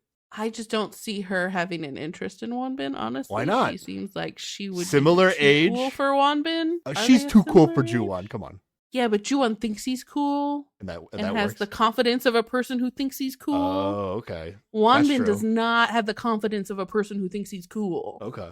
But if Wanjin decided to like Yu Jung, I feel like Yu Jung would be all about He, it. yeah, would absolutely provide everything The she wanted, which smothering, would because be he did whatever yeah, what's her name? What's her name wanted to do that her whatever Yeah, Wanbin's yeah. ex was. Mm-hmm. Jisoo, yeah. Jisoo, yeah. Yeah, he did whatever Jisoo wanted when they dated. That's exactly what Yu Jong's looking for. Yeah, but I do hope that Wonbin grows out of that and does things he wants to do on dates in the future, you know? Like, I don't want him to be a doormat forever. What about you? Want Juwon to be a doormat? I mean, Juwon's not being a doormat right now, but it seems like Yujun will. Doormat sounds kind of nice after you dated Chongjin. I guess. I don't know. It's both people should be able to do things they like together. You know? I don't like this one-sided bullshit. Yeah, well, it's kind of hard to judge without really talking specifics. Yeah. Because like I feel like you could casually be like, oh yeah, we always like. You could be like, oh yeah, like we all pretty much always do what my partner wants, but Mm-hmm. you're like in like a not important situation kind of way, Or in a I don't like making decisions, so it's fine. We just eat wherever my partner wants. Like that's fine. Yeah, You know. which is like kind of was it kind of in the conversation of food a little bit? Yeah, yeah. This conversation is all about food. Yeah. It just doesn't But we work if you're haven't. like somebody that wants to make decisions, but you're with somebody that like wants to make decisions more than you. And then you're like default the person that gives in more. Yeah, yeah. But if Juwon and Wanbin want to be, just do whatever their I partner guess. wants, I'm fine with it. Yeah. Okay, okay, There's okay. people like Yu Jung out there looking for those people. Great match. Let's go. Okay. All right. But yeah, basically Sokim's being like Juwon, you're doing the show wrong, right? Yeah. But Doesn't make any again, sense. all an excuse. Circular arguing. This is a kind of a bit bullshitty. Oh yeah, Salkin does say, maybe in confessional, or maybe to him, that she's like done with him now, right? I wrote, yeah, we'll see after that. Yeah, yeah. Definitely. Yeah, we'll see about that. Okay. Yeah. Oh, in this conversation, Juwon keeps repeating like, but you're the one that didn't want to get back together, right? I guess he's going all the way back to like when Yeah. they fought Mm-hmm. early on in the show when he like thought he thought the plan was to get back Yeah. together by being on the show. Again, have you watched the show? What do you I took issue with that at least back when he Yeah. did that. But I think even more recently too, they also had an argument where she's like, I can't get back together with you like because of what you said to me. Like so it's even been like recently that she said that she doesn't think they can get back together. He does say that, but I feel like at least what we were left off with at the end of the last episode was like her finally like taking the blame that's or true. She did. apologizing. So I Yeah. feel like if you're looking at like the very, very, very most recent thing they talked about, I feel like it was leaning towards her wanting to get back together. Now, I mean, that's what we saw from an edit perspective. I don't know what It at least Juwon's ended on a experience. good note the other day. Yeah. Yeah. I mean, it wasn't full on saying like, "Oh, never mind, Juwon, I actually do want to get back together." But I took it as like it's like a little bit like defensive of Juwon to be like, "Oh, you didn't give me any sign that you wanted to get back together." I felt like, but Mm. I guess she said the words at some point. Yeah, yeah. I think even though she did like apologize and was sweet to him at the end, she still never said the words like, just kidding, I do want to get back together, you know? Like the last thing she said on the matter was, I don't like think I can get over this and get back together with you. I wrote in this moment, does Juwon still want to get back together? I think yes. Because like that was the other thing that was weird about to me. It's like I guess that's what you were saying before. It's like, okay, if he does want to get back together, just text Seokhyun. Or in this moment where clearly she has feelings that seem like she might want to get back together, maybe don't try to blame her for Yeah. like being the problem and why they're not getting back together. Just be like, oh, I didn't realize you cared so much about what I was doing. I thought you didn't want to get back together or something like, but and then admit that you want to get back together. He is also very stubborn, you know? But in this moment, I can see why he's mad at her also and wouldn't want to say Yeah, it. Like, yeah. That is true. I also noted he didn't call her silly this time, but maybe she would have Mm. deserved it. If you were going to call her silly, this was the moment. Fair, fair. I'm watching the current season of Survivor right Mhm. now, and there's this one contestant who's like great TV, like very all over the place, and comes up with these kind of like off the wall plans or concepts.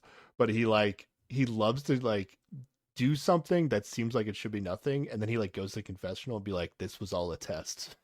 So he like there's like an episode where he had the idea to like he was like, "All right, guys, let's all play hide and seek in the jungle."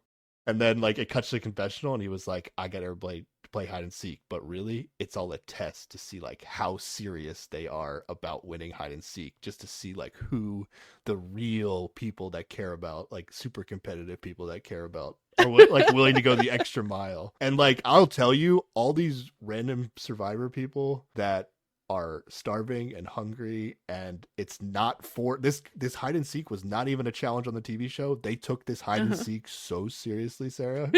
It was amazing. How seriously would you have taken this hide and seek? I mean, I don't think I would have climbed to the top of a tree like one person did, but I'll go deep in the bushes as long as I don't feel like there's an animal in it. Why not? Yeah, no, it is a solid pass for me. I'd be like, I mean, you're already so like dirty and whatever. It's like, you've been walking through the jungle for 20 days, It's not I'm no not big gonna deal to go hide in a thing that is probably full of spiders. No, thank you. But you kind of have to if everybody's doing it, though. If you're really trying to win, I'm just saying. You don't want to be the party people. No, I'll just like walk around and look for an idol or something. I don't know. You could volunteer to be the looker. Somebody had to be the one looker. They didn't get to hide. I guess that's true. What if I just never went looking for them? How long do you think these people would stay out there and wait? Yeah, I don't think you're gonna win the show if you do that. Yeah. But then he'll tell people like, you know what, I blew it in the challenge today. You guys should just vote me tonight. And then he'll go to confessional and be like, this is just a test to see if they actually care about me in the game. It's like, it kind of reminded me of Sokyun. Wild test. Sokyun reminded me of that person, yeah, fair. Survivor player in this moment. It's all just a test. Okay. Sorry, that was a sidetrack.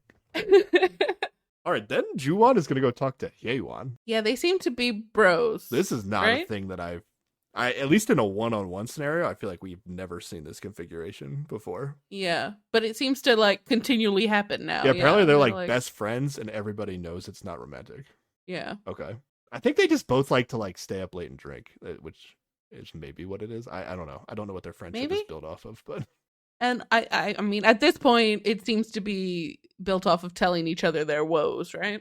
Yeah. They like... I don't know about now, but like at some point in these two episodes, they are going to be in very, very similar situations. But it feels like they connected prior to that, so... Yeah, it does. I don't know. But we just haven't seen it. They wanted to get back with their ex before, but their ex didn't. And now they think their ex might want to get back together, but they've found someone else. They're like, they kind of both have had the same path on the TV show. And during this, he says that he thinks Sokyeon just thinks of Hui-hyun as a friend. And this is when Haewon is like, nah, she told me she had feelings for him. Or no, she tells him she told me she now has feelings for him, which is not what Sokyeon said earlier. She said Sokyeon had said that she had feelings for him before, but it seems like Haewon is indicating that she has feelings for him now. Wait, I wrote down that Haewon tells him that Sokyeon said she wasn't into Hui-hyun. And then I thought Juwon's reaction was like, oh, like he thought they were a thing. Reverse that. Really? It was the opposite of that? Yes. Mm-hmm. Because she had that conversation with Sokyeon earlier in the day when Sokyeon admitted that she did have feelings about Hui-hyun earlier. But that conversation was like, she did have feelings at like prior to their date, but after the date, her read was... Right. But I guess that means like, she would have feelings if she knew? I don't know. Either Haewon is spiraling or is misrepresenting the information that was given to her. But she definitely tells Juwon that Sokyeon said she has feelings for Hui-hyun. Wow, I don't know why I wrote it. I have it the exact opposite of you. That's interesting. Okay. So Hui-hyun thought... Juwon thought Hui-hyun and Sokyeon were not a thing. Yes. Especially because Sokyeon keeps telling him that I feel like she doesn't care about anybody she texts. No, because Sokyeon is continually telling Juwon that she just texts guys she talks to. She doesn't give a fuck about any of them, right? But Juwon's thing, at least early in the season, was like, oh, they're like playful and they're touching each other. Like they were touching each other in the night that led Juwon to like get into an argument with Sokyeon. So from his perspective, like they have a thing going on, is what I thought. But they haven't argued about that since then. All they've argued about since then is Yoo-jung. I guess so. Yeah, that's a good point. Okay. Because at some point when he like complains about her touching everybody, she's like, oh, I'm so sorry. I won't do it anymore. She says all the sweet stuff. And it's like, I'm not interested in them. It's just friends. I mean, he does bring it up again. I don't know. All right, well, anybody cares to comment, tell us what who's right. I'm not gonna go check. Either way, there's some sort of like realization that Ju-won is having based on whatever representation Hye-won is making right here. Yeah. Mm-hmm. Oh, then there's this amazing part where, okay, so earlier I think Hui-hyun asked Hae-won for a walk later, and they never go on this walk. And they are sitting in the like living room area, and in the window behind them, they see Hui-hyun going home. Yep. Where he lives with Seokyeon, keep in mind. And Hae-won waves at him, and he waves, but he keeps going. Walk does not happen. Then, like, immediately after that, in the window in front of them, they see Yoo-jung and Chung-jin walking together, and it's just kind of a hilarious moment of the two of them just being like, what the fuck? The people we're into are not paying attention to us at all. Yeah. The configuration of the Jeju like houses and hangout areas is really good for the TV show this season. Oh, absolutely. So many people can just see each other through the big ass windows. Or like they have to like at night if they want to go see who's in a house, they have to like peek in, and then it's like, oh, their ex is having a conversation in there, and then their ex sees them peeking in the window, and like emotions are all kinds of mixed all over out. The place. It's great. Like to me, it's fun to watch, and like it makes me like, oh, like this would be fun to be like included in this mixed up nonsense. Like, you know, it's like as long as you don't have like some crazy beef going on with your ex, like just to be in the mix of what all this, I don't know, it's just fun to me. It's fun. Yeah, it's very like high school, like kind of teen love kind of situation, you know. It's like yeah. I don't know, it's good vibes. Or just like college, like I don't know, like a bunch of friends like on a spring break trip or something, and you know, emotions fly. Yeah, it's I really like the setup this season. Yeah, it's good. Such a fun night to watch, minus Songjun and Minya. Take that out. Oh yeah, so many great unscripted moments of people just like seeing somebody or like overhearing their ex like say something as soon as they like walk outside or something. Like it was just, I didn't write down like every detail, but it was just a fun night to watch. I will say there is one Minhyung and Songjung thing I did enjoy, which is where they go and talk up in her room at some point, and Kwante and Seokyeon are down on the first floor, and they can hear them fighting. And Seokyeon asks Kwante, like, have you ever fought with your ex like that? And he's just like, no, this is ridiculous. Well, Kwante, bro. Yeah. So I thought that was pretty funny. I enjoyed it. I mean, I feel like there's evidence to say other couples have argued like them in the past, but maybe just not as loud. You know, they're just like a little. Yeah, I think they are definitely louder, and yeah, there's hardly ever any build up. It's always immediate, basically, just yelling at each other. Yeah. Like Dongjin was having just as dumb an argument. He's just not as loud about it. Yeah. And they like try to go outside, and Dongjin's like, come to the corner with the darkness. So like, kind of like what no Ju-won one did. can see. He's like, there's no camera. There's like no cameras here, except like, you know, they're still mic'd up, and we can kind of see where they are on the cameras. That's actually what Ju-won did too when he fought with Seokyeon back in Seoul. Yeah. But that does lead to some cute Seokyeon Kwante like flirting time, where he's like, she says something like she needs to find somebody to dedicate herself to who won't make her cry, and he's like, that's why I texted you. What's up? Yeah. Well, he texted her, do you want to go on a date? Or something? Yeah. And then Kwante, he's trying to seal the deal and get that date right now. And she's like, yeah, I'm so thankful you texted me. And he's like, are you just thankful, if you know what I'm saying? And, you know, he's pulling his moves. Well, he mentions like the text being like, oh, so do you want to do the date? And she does say like, I don't know. But I think she says it and then admits like she's having a lot of feelings or something right now. Yeah. So I guess she's just trying to be transparent. Yeah. I mean, by the end of this, she's going to have like a matching date with Hui-hyun. But then based on things that happen after they match, I feel like she wishes she had picked Kwante, right? Yeah, okay. I would say so. Yeah. And then Seokyeon's going to bump into Ju-won outside again. Yes. It never ends. Because he wants to ask her a question. Truly doesn't. He's like, come over here. I want to ask you a question. Because now he's bothered about that information he heard from Hae-won. Yeah. And he's like, are there some things you said because you were into Hui-hyun and you were just trying to cut me off? So like whatever Haewon said to him about her being into Hui-Hyun did bother him. Okay. Wait, say it. What did he say again? Say that again. He says, "Are there some things you said because you were into Hui-Hyun and wanted to cut me off?" He's like, "Were you trying to push me away because you're into this new guy? Is that what all of this fighting has been about?" Oh, okay. Yeah, maybe I just wasn't reading close enough. Or I just like based on what I wrote, I thought it was like he was thinking like, oh, you weren't serious about Hui Hyun, which means you were just messing with me. And then he's reading into that what that means. I guess I don't know. Either way, Juwon is reacting to whatever it Yeah, is. yeah. Yeah. I wrote Juwon is just confused because he thinks whoever she's texting means something now. Which I guess that supports what your take is. Yeah, okay. Mm-hmm. Yeah. I wrote which is fair, I guess. Yeah. But she's still telling him that she only texted him because she sat next to him at dinner. Like, she's still trying to be like, this doesn't mean anything.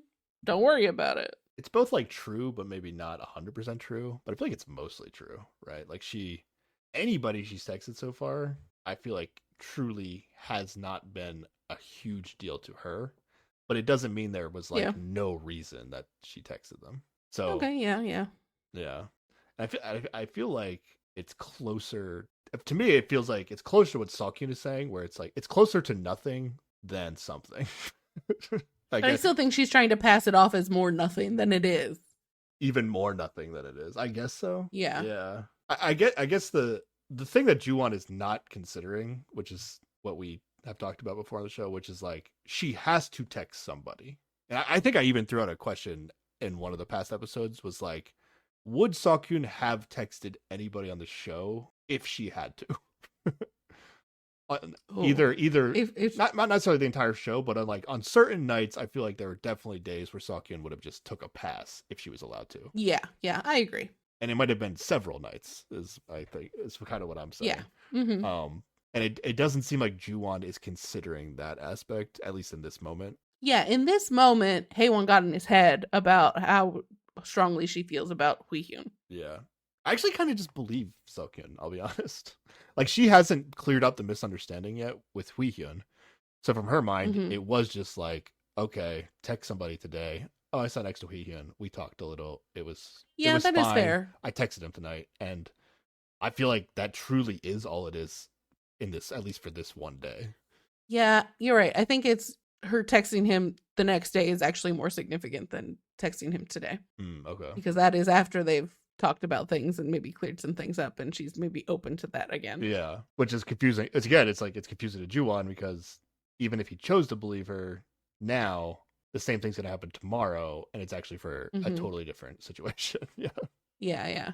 It's it's interesting. I guess it's entertaining toxic right now. Yeah. It's still not as toxic as last season, I would say, but well, I think how this episode ends is where it gets extra toxic because after all this, right, Seokhyun eventually like storms off, just be like, fine, you're saying you have big feelings for Yoo-jung, whatever. She ends up back in, I think, her house with Hui-Hyun and Yoo-jung and Kwante. I just wrote in my notes, amazing conversation. So I was all about this scene. Yeah, they were asking her about the fight, and she's being open about it. She never says Yoo-jung, but she's like, he only has eyes for one person because he's only texting her, and it is this awkward thing where she's not naming Yoo-jung who is sitting next to her, but whatever. I mean, Yoo-jung knows. I think Hui-Hyun and Kwante maybe don't know, but I think they know true. By the end of the conversation. Oh, well, they know anyway because everybody assumes that Juwon and Yoo-jung are like going to be an official thing, right? Because they've just been dating the whole time. I think she gestures to Yoo-jung eventually in the conversation. Yeah, Even though you're right, like she never actually says Yoo-jung, but I think she makes it clear to them who she's talking and about. Then Seokhyun says that Juwon said that he isn't focused on that one person. He's just texting the person he has gone on the most dates with and talked the most. Like, this is Seokhyun actively sabotaging things, right?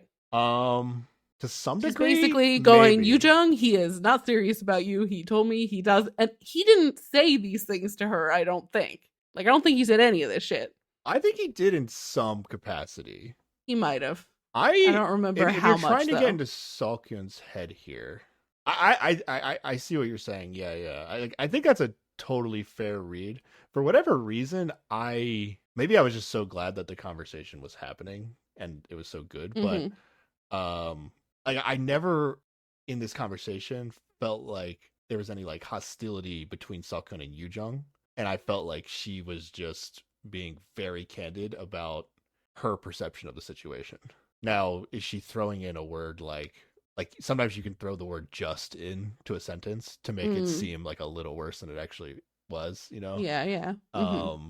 But yeah, for some reason I didn't fully interpret it that way. But yeah, I think that is a fair, like if you want to be like, oh yeah, Sokyun is just trying to manipulate Yoojung, it's definitely possible. Yeah. But I think in some capacity he said like as a defensive way to like not admit his feelings. He was just like, yeah, I'm texting Yoojung because I talk to her the most. Like, who else am I supposed to text? You know, something like that. I feel like he said something Mm. along those lines, Yeah, he and might then have said something she like could that. choose to like rephrase that in a way to Yoojung, add the word just in there, and Mm-hmm. she's not really lying. But But yeah, it's also like, is this something that needed to be said by her right now in this moment to Yoojung? I don't care. Like, it was a choice, right? Like, I think it's she. great. Okay, yeah, yeah. I'm just saying, I think she made a choice here to try to fuck up what they have. Whether or not that's, like, again, like, I don't think Jiwon's being honest with Yoojung, so, like, I'm fine with it. But I do think this is Sokyeon slipping into the more toxic type behavior. Yeah, I Because it's appreciate not it. like she's not like going to Yoojung and being like, I just want to tell you that like he said he's not really serious about things. So if you're in that headspace about this, I just wanted to let you know. She's venting in a public space in front of other people and being like, he's just not serious about that person he's texting. And then like Yoojung even is like, wait, that hurts my feelings. And Toka goes, why? Oh wait, yeah, I guess that would make you sad, huh? So like it feels She purposeful to does say me. something like that. Yeah. I guess, but well, the first way you threw that out there is way worse to me. If she's like going out of her way to talk to Yu Jung, like privately or whatever, and being like, "Hey, just so you know, I just talked to Juwon, and he said this, this, this, and this." But it's more like she sat down at a group table, Mm-hmm. and Hui Hyun was like, "Oh, did you have an argument with Juwon again?" And she was like, "Yeah." And then he was like, "What did you talk about?" And then she's just like, she was prompted, and she just most people would not answer the question just because they're not comfortable with it. And I just love that Mm-hmm. Seokhyun is comfortable enough to talk about Okay. like Yeah, yeah. how terrible her relationship with her ex is right now. Like it's just what I think the show would just be more fun if this happened more often. I mean, I do appreciate people being open and honest, but like if she's like leaving arguments, like she's storming off thinking that he actually has big feelings for Yu Jung, like that's why she's upset, right? So like this thing that she's saying, she doesn't believe. That's what you think. I don't know. I don't think she's fully like, oh, he texted Yoojung, didn't listen to me. Now I know he's super into Yoojung. That's not where I This had last Suckin. argument, I have a I don't I mean it's in like an ad libbed quote, but she does Does like she actually shout believe something it? about like, well, I don't know, but she shouts something like, yeah, you have deep feelings for her. Fine, whatever. Like so Yeah. I think she's manipulating Juwon way more than she's manipulating Yoojung, mm, I guess. I think she's trying to be okay. like, well, I'm leaving now. Like, like, this is, if you don't do something soon, this is going to be over. That's how I read it. Like, Mm. she's trying to really put the pressure on Juwon by saying, like, okay, I see how you feel. You're not interested. You're really into her and not me. And, like, she kind of knows that's not fully the truth. So now it's kind of like ball is in Juwon's court Mm. to make the next move if if he doesn't want to lose her, you know. She might be covering both bases. Maybe, yeah. She could be manipulating both of them. Yeah, that's true. Yeah, she does have the line where it's like she says this thing, and then Yu Jung believing Sokyun for whatever reason. Again, people believing someone's ex when they say something is a little Yeah. goofy to me. But she's like, she's like, well, that hurts my feelings that he said that. And then Mm-hmm. Sokyun's like, yeah, that would hurt my feelings too if somebody was like into me. Like I took it as like she was just similar to Yu Jung in a way where like, oh, Mm. if somebody felt like they were committing to me, this happens to Hyewan later in this with Dongjin, by the way. Like Yeah, yeah. if it Mm-hmm. feels like somebody that's not my ex has said reassuring things to me, that feel like, okay, they are over their ex and they're committing to me, and then I find out that that's not actually the case, like that would really hurt me. Yeah. Mm-hmm. So I just kind of took it like, okay, maybe Seokyeon agrees with Yu Jung's. Like if she Okay. like if I were in your situation, that would hurt me too. But yeah, I could. Yeah, it's totally. It's also manipulative to bring it up. So yeah, I agree with that as well. Yeah. But either way, amazing conversation, great TV. I'm here for it. I'm here for it no matter what. Yeah. Yeah. Um. Yeah, this is where I wrote down. I didn't feel like it's personal against Yu Jung either. Like it's just no matter whoever Oh Ju-won yeah. decided to be Yeah. into. Yeah. Yeah. I don't think she dislikes Yu Jung. She's just in the way. You know. Yeah.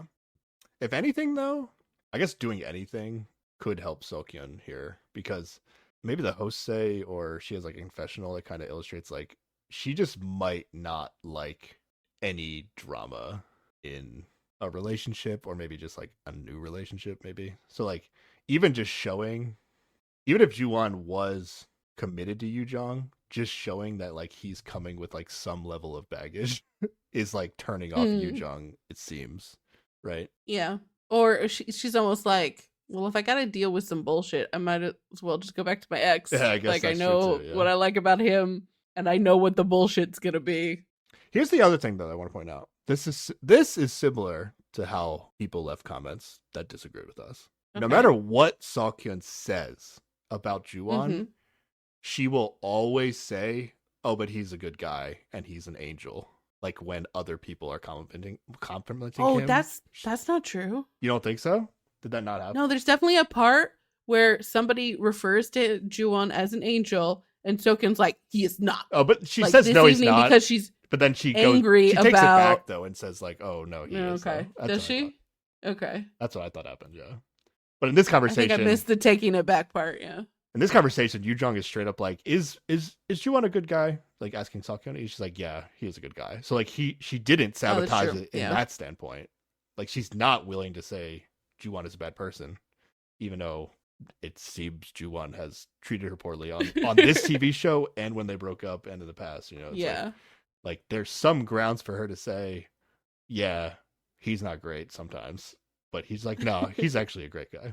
So Yeah. that's Yeah. where I'm like, is she really trying to sabotage here? If ultimately Hmm. she's just gonna say he's a great guy, I don't know.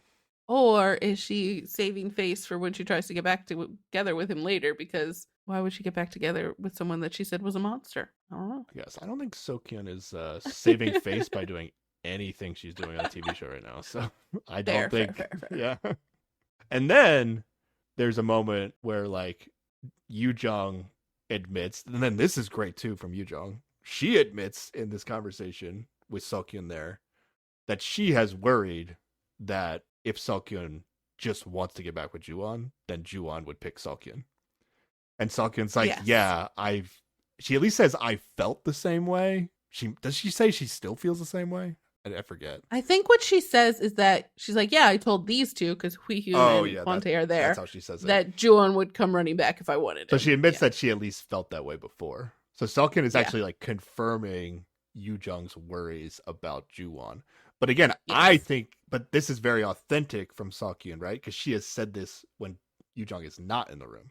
So it's not really, you could say it's manipulated because she's choosing to talk about it. But what she's saying, I don't think anything she's saying is actually like a lie. Yeah, I didn't have a problem with her saying this now because like Yu Jung's the person who brings it up. That's true, yeah. You know? Yeah. I mean, yeah. Yu Jung could also be like, as soon as they started asking her about his ex, she could have been like, all right, I'm gonna leave. She could have done that too. I mean, I feel like there's evidence to say that Yu Jung wants to be a part of these kind of conversations. So yeah, I think she's definitely manipulating Juwon.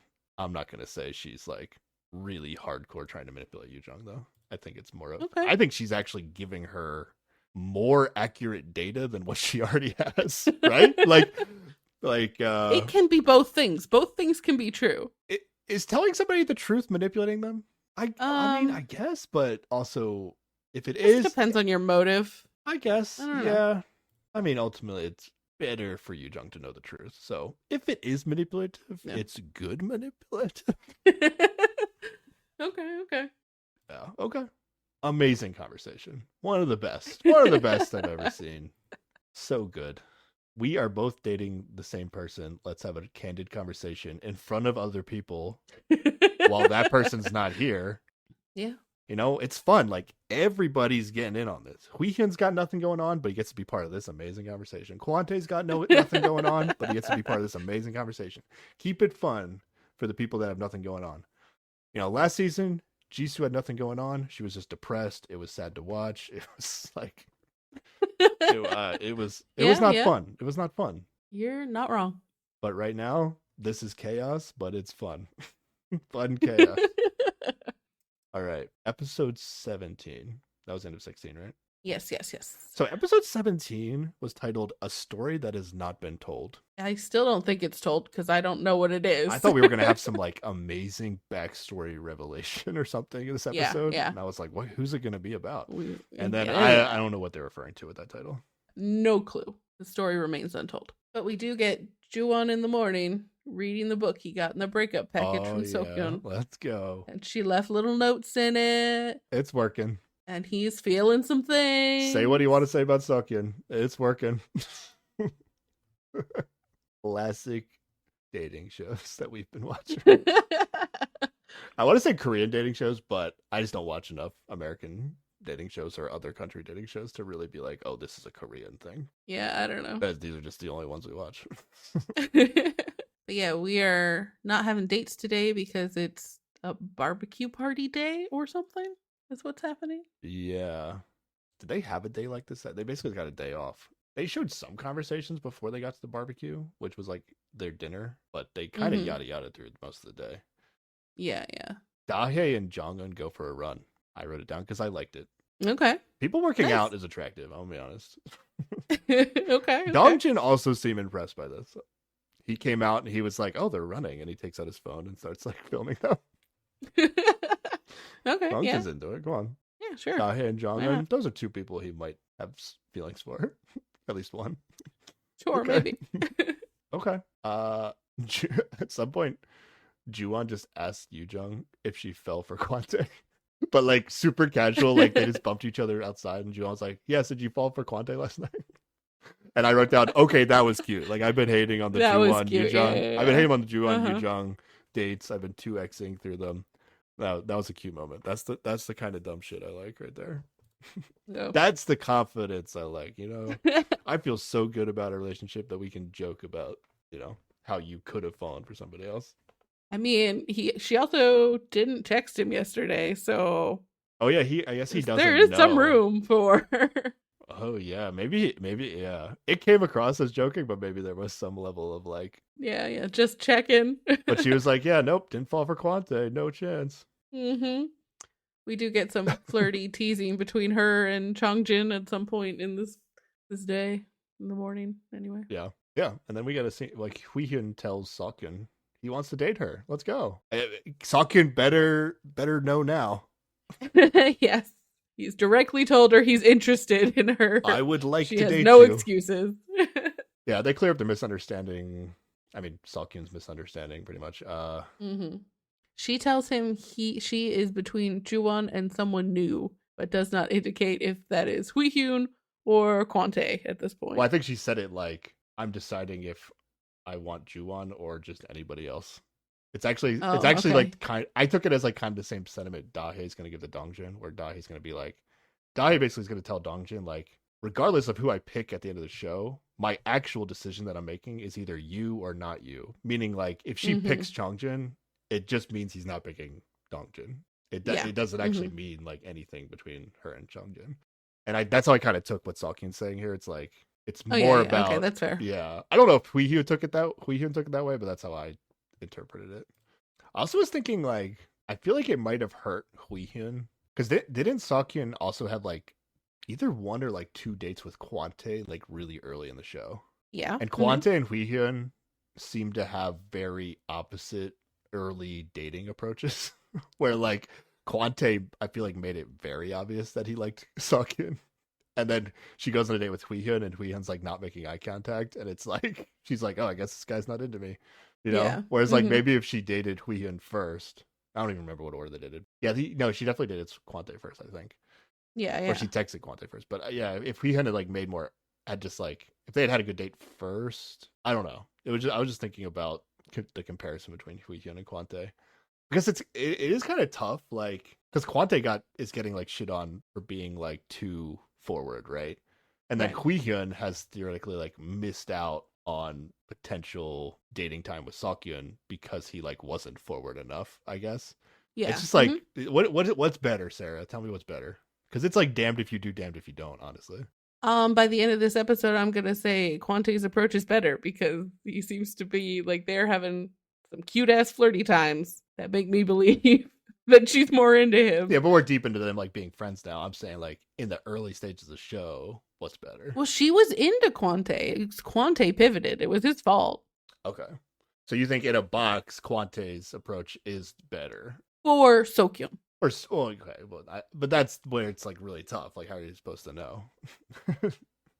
Talking it's just to tough people, I out guess. here, I don't man. know. Yeah, It's yeah. tough out here. What do you mean? You're married. It's tough out here for these guys. You know, they're too forward. They get shit on. They're not forward enough. They get called idiots for not being clear enough. You know, it's tough, man. There is like a middle ground. Just saying. Yeah, it's you know, some people just want to be themselves. Okay. Well, that's, if you're yourself on your date and it doesn't work, Yeah, that just means they're not for you. On to the next. I'm just saying, you know, cut both these guys some slack if you've hated on their. I think approach I've so far. not been shitting on them generally about that, at least. I think. It's tough out here, though. Okay. All right. Hyeon and Dahye finally talk. Yes. It's awkward, but they're cool. It is. Yeah. It's a lot of Dahye reassuring Haewon that, like, if he's going to date anyone, I'm glad it's you because, like, they're besties or whatever. Dahye is so cool. Yes. But Haewon also is, like, admitting that she's still confused about Huihyun. Oh, does she? Like, yeah, I think she does say she's given up on him now. Oh, she does say that. Or she had given up. Overall, though, I feel like the communication to Dahye was like, yeah, I'm definitely on Dongjin right now. Yeah. And she even tells her that Dongjin has expressed his feelings for her. Yeah. Too. Yeah. That was I mean, she probably knew that already, but that was like a confirmation. Basically. Yeah. We find out there's 3 days left on the show in this conversation. Yes. That's why Dahye is so cool, though. Yep. This was a tough conversation for her. She says all the right things. Yep. Hold her shit together. And then she goes to her room by herself and cries it out. And then gets in the confessional later and explains to us that it would not have been fair to Hyeon for her to say, I want you and Dongjin to be happy together, but also be crying at the same time. Yep. So she like, I don't know how much I guess they had a while talked about it. They talked about talking like 2 days ago, I guess at this point. But so she like she thought about how she needed to behave in this conversation, the right thing to do. She executed the thing that she should do to perfection because it makes sense. It's like how if she actually wants Hyeon and Dongjin to be happy together, or especially if she just wants Hyeon to feel good about dating Dongjin. Yep. She can't let Hyeon think that it's hurting her. Yep, absolutely. So she had to clutch up. And she did. And she did. Because that's the right thing to do. There you go, Dahye. She also has the legend. Cute pout. A cute pout? Yeah, because when she's crying in her room alone at the end, she just pouts. And I'm like, fucking adorable. Okay. Basically, Dahye's the best. That's all. Yeah, honestly. Very impressive. The self-awareness is very attractive to me. Okay. Okay. Dongjin and Dahye talk. I think we've mostly talked about everything they say already. Okay. In earlier bits. Because this is where he's being all like, I'm gonna stick with my initial plan from the beginning, which is to get over you. Yeah. I guess we have talked about it, yeah. Dongjin says some shit that I still can't tell what he's talking about, but I guess we've talked about it, yeah. Like, my interpretation that I wrote down is he's not going to pick Dahye on the show, but he's still open to getting back together in the future. Like that, I don't think that's true. My edit read is he's going to pick Dahye. And probably Dahye, I don't know what's going to happen. I just feel like they're still going to pick each other. Okay. somehow. Like eventually they have a conversation. But yeah, it's just something about how he talks that's like it felt like he was giving the same excuse again, like I'm Mm-hmm. gonna stick to my guns with what I came here to do. Basically Yeah. saying I'm not gonna pick you, but I'm also not gonna say that I don't want to get back with you. Yeah, but I still don't think that means he's gonna try to get back with her later. Because he does say here that like their relationship isn't gonna be better if they get back together. Like they have unresolvable issues. And Hmm. then in a confessional, he says that if she found out that he hasn't entirely gotten over her, it would be harder on her. And I don't think he means just for the show. I think he means in life. So I don't think he plans to let her know that after the show at all. Hmm. I mean, he might not do it until like he actually is ready to get back together. The flaw in his plan is that she will watch the show though. So you fucked up, That's Dungeon. very true. That's extremely true. Yeah. I mean, maybe she won't, but she'll probably hear Oh, she's things. 100%. She's gonna watch it. I I mean, mean, I right? don't know if I'd watch it if I was Dahye. Okay. Because the next thing I wrote in the show, because to me, Dongjin basically said, "I'm not picking you in the end," Mm-hmm. which means what is Dahye doing on the show at this point? So I just wrote, Dahye should be allowed to leave the show now. She suffered enough, is what I wrote. Yeah, yeah. So yeah, I mean, I wouldn't blame her if she didn't watch it. I mean, if the show ended right now, what story is she here to watch about herself? And now, if she wants to watch everybody else, I think she'd want to watch everybody else. maybe she tries to skip over her own content. I think she might be interested in what Dongjin's confessionals are. Maybe depends on what happens between If like filming she and gets product through and this release. and But yeah, doesn't feel like she gets closure, she might think she might find it in like his confessionals or something, you know? that's possible. Yeah. Okay. All right, and we're already at the barbecue. Yeah. Let me just say this: I think Yu Jung and Changjin are cuter than Yu Jung and Juwon. I just feel like Yes. Yu Jung I is agree. like giddier around Changjin, despite all the chemistry people have talked about. Mm.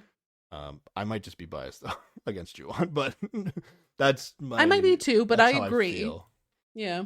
It's only been a short episode or two with Yu Jung and Changjin, but I just feel like Yu Jung looks happier with Changjin. Yeah. Like the peak happiness of Yu Jung's season, I feel like has been when she was with Changjin and she was happy. Yeah. Now earlier she hated the guy, but supposedly, but I don't know. Maybe it's just like the newness of Juwon and she's trying to be cool around him or whatever, you know, whereas like she has that comfort level with Changjin where she could just be herself and be at ease. And maybe that's the difference. yeah, it's more fun to watch. At least that's all. At Oh least to yeah, me, yeah. it's yeah. All right, they get a letter. Who cares about the barbecue?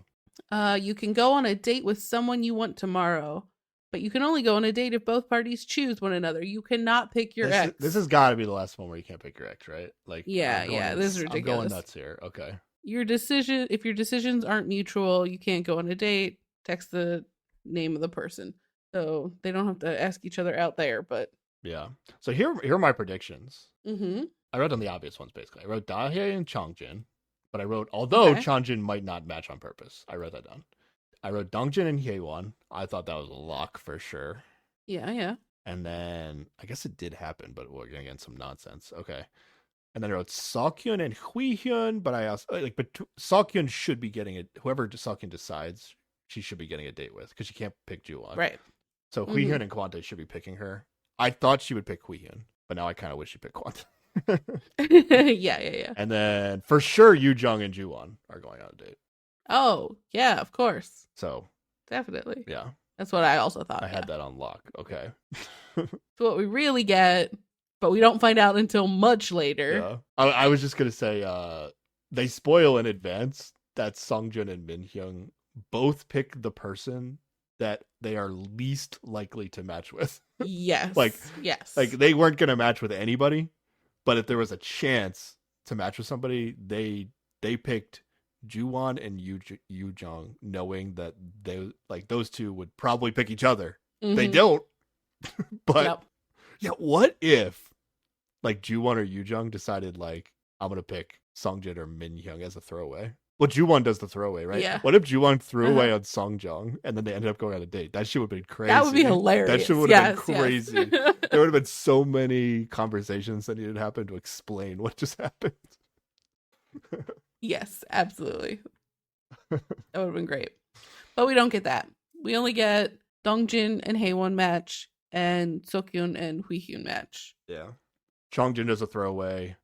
Juwon is going to do a throwaway. Yujong did pick Juwon, though, when Chongjin was not available. Yes. Okay. Crazy. So she's not so into her ex that she was going to throw away a date. Yeah. I guess. Yeah. I don't know. Like, what is... Like, I think Chongjin did the right thing for what his goals are, right? Like, he's gone with Dahye so many times. The more he stays away from Dahye and the more he shows commitment to Yujong, the more likely Yujong is gonna want come back around to him. Yeah. Juwon, yeah, I guess Juwon is just doing what Chongjin's doing too. But it is surprising. I mean, I guess that book was supposed to mean so much. You know, that's what we get shown as, I guess, the reason why. Well, like what? I mean, like Yujong isn't so in on Chong. You're saying Yujong's not so in on Chongjin to do what Juwon did, right? But does that make like what Juwon did like this very like romantic act for Seokhyun? Like I don't know. To me, I'd feel like I would just try to match on a date and then be like, just go to my ex and be like, yeah, I decided to go on a date versus not go on a date. Well, like Seokhyun doesn't know who didn't match between Yujong and Juwon, right? Like she might think that Yujong threw her vote away to hang out with her ex. Yujong's going to tell her. Come on, it's going to happen. Oh, okay, maybe, yeah. Yeah, but you're right. Without additional information, without any information, yeah, she doesn't have a way to. She would not know which one she successfully manipulated. But she manipulated Juwon. Let's go. That's what I'm talking about. Yep. Okay. Success. I mean, yeah, Yujong would get to hang out with Chongjin during the day if she didn't go on a date. So, oh yeah, but I know what Yujong might be thinking. She might be thinking Chongjin is going to go on a date with Dahye, so I might as well go on a date with Juwon. Maybe that's what she's thinking. Maybe, I don't know. She honestly hasn't seemed bothered about Chongjin spending any time with Dahye, and he's been texting her for the past however many days. That's true, but they still, I guess they were getting put on dates with each other, so they had to go. Yeah, like literally, she chose that he had to go on that date with her. I mean, Juwon has to know that Seokhyun's probably going to match with whoever she picks, right? And he still chooses the tank. So he's not going to get it hang out with Seokhyun. So it doesn't... His pick is the most confusing. Yeah. All right, let's get... Well, they're going to do texting. So, okay, and they have not found the results of this before they have to text for the day. This is important to talk about, though, because we had to figure out what the hell Dongjin is about to do. So, did they have to make a decision about who they wanted to try to match with for a date first, and then they get to text whoever they want? Yes. Okay. Without seeing the results. Not seeing the results of the date picking. Okay. Put a note on that until we get to Dongjin's texting. Okay, here we go. Hit me with the text. Okay. Sungjung and Minhyung text each other. Whatever. Seokhyun gets a text from Kwante, Huihyun, and Juwon. Let's go. Juwon's text says, "I want to go to Denmark." And I was like, what? Which is like are you talking a about? reference to a note she wrote in the book about wanting to travel or something. But she has no, as far as we know, context for the fact that he was reading that book today. So yeah. Well, I don't know who because knows? I forget if it was Juwon or both of them or what, but they also mentioned like, oh, they've talked about like living in like Denmark or like up in that area of Europe before. Like they talked about like moving there in the past. So I think she knows the reference, like, but to me, like, and that reference is even more significant than he's exactly. Let's get back on track. I want to move away with you. Yeah, it's like, I don't know. This seems like a very big night of romantic gestures from Juwon, where it's like this text is referencing some very serious conversation we had at some point in our relationship about like our future, and also I'm gonna tank the date so that I don't go on a date with Yujong. Which she has been very upset about him expressing interest in Yujong. So, yeah. It seems very strong from Juwon. Yeah. Yo, remember when I made a prediction at some point that all the exes would just pick each other in the end of the season? Is that back on the table? Except for Kwante and yeah, that's never going to happen. But could we get 5? We might get 5. Oh my god, that would be amazing. That would be pretty bad in a lot of cases, I think. What's better, 5 exes back together or like less exes back together but just people not matching. Yeah, I mean, you know me. I'm always gonna pick walk away. Well, they're not walking away. It's just like Hyewon Yeah, picks just no matching. Dongjin, but then Dongjin picks We get Dahye, to the so end it's of one this less and match. literally nobody matches. No, That would well, that's not be happening. that would be crazy. I'd That's not love happening. it. I'm saying like Dahye and Dongjin match, but then Hyewon picked Dongjin, so she doesn't match. So we have like less X's getting back together, but Yeah. we don't get alternate couples. Like the only matches we get are X's. It's just less X matches. What do you want? Do you want more matches even if they're X's? No. No. Okay. I don't. I want less X's back together. As little X's back together as possible. Okay. Yes, I've definitely yes. said that at some point too. But when I predicted that all the X's got to get together, now I'm kind of rooting for my prediction. Okay. Well, we'll see. Seokhyun says something about Juwon, like, "Oh, he's too late now." And I don't know why he's too late. I don't know if he actually is too late or if she's just saying words. She might just be. I think she's just saying words. Okay. I mean, she's had some decent conversations with Huihyun and Kwante, right? Right. But I don't know. We haven't gotten like the really good Kwante stuff, I guess, yet. Yeah, not yet. Okay. Huihyun gets a text from Seokhyun. Is she just using Huihyun to annoy Juwon? Maybe. Maybe. Okay. He was who Juwon was asking about yesterday, so solid maybe. Yeah. Juwon gets a text from Jongun. Okay. Yeah, I thought Jonghyun was going to text him last night, but yeah, I mean, yeah, what can she do? Yeah. She's nothing's going to work out for her at this point, which is a bummer, but you know. Yoojung gets a text from Chongjin. 4th day in a row. Mm-hmm. Chongjin gets a text back from her, yeah. Well, Yoojung says I was glad in the confessional. Yeah. Which was funny because when Chongjin gets a text from her and they go to confessional, he also says I was glad. It was just the phrase. They are texting each other and happy about it. Yeah. Yeah, but Dahye also texts him, so. I wrote for sure Chongjin is winning now for sure, right? He texted her 4 days in a row. Thought. Come on. That's what I thought. How can you beat 4 days in a row? And he's never going to stop, right? You can't catch up. Apparently, it's food beats this. I don't know. That's what happens, right? Wait, what? Well, the conversation that happens when she switches around and thinks about how much better Juwon is than Chongjin, it is largely a food-based conversation. I guess. So. But I don't know. Did Chongjin really lose the lead there, or it was just a minor step back? I don't know. We'll have to wait till next episode to figure out, probably. Yeah, true. Yeah, would you say Chongjin got Dahye and Yoojung? Yes. Oh, yeah. Okay. Yeah, this is where Yoojung tells us her feelings were hurt when Seokhyun told her that Juwon said he was only texting Yoojung because he talked to her the most. Yes. And this is where she says she's over her resentment towards Chongjin. So whatever was keeping her from him does not seem to be an issue anymore. I mean, she's trusting the words of Juwon's ex way too much, right? I mean, this is exactly what we thought would happen. Like, you know, any indication from any source that Juwon is still into his ex, Yoojung was gonna, you know, flip pretty fast. But if I'm being fair to Juwon, I think he said the words in some capacity, but it is a misrepresentation of what he meant behind the words. Yeah. But it's also accurate. Also, he is still into Seokhyun though. So. Yeah, exactly. So yeah, I don't know. I was pumped when Yoojung texted Chongjin. Okay. Then we got Dongjin gets a text from Haewon. Okie dokie. Yep. Straightforward. Makes sense. Straightforward stuff. I know what the next Haewon gets 0 texts. 0. What is going on? So then Dahye also gets 0 texts. That shit was crazy. I was like, okay, of course he's texting Dahye, whatever. Yeah, exactly, right? And then, nope. But no, Dongjin has texted Jonghyun. Like, this is what he said. Okay. What? He wrote, I loved the first horse ride and our walk to Orem. That was the hill they climbed. Thanks for making great memories with me. Let's go to a tent bar and drink soju after this.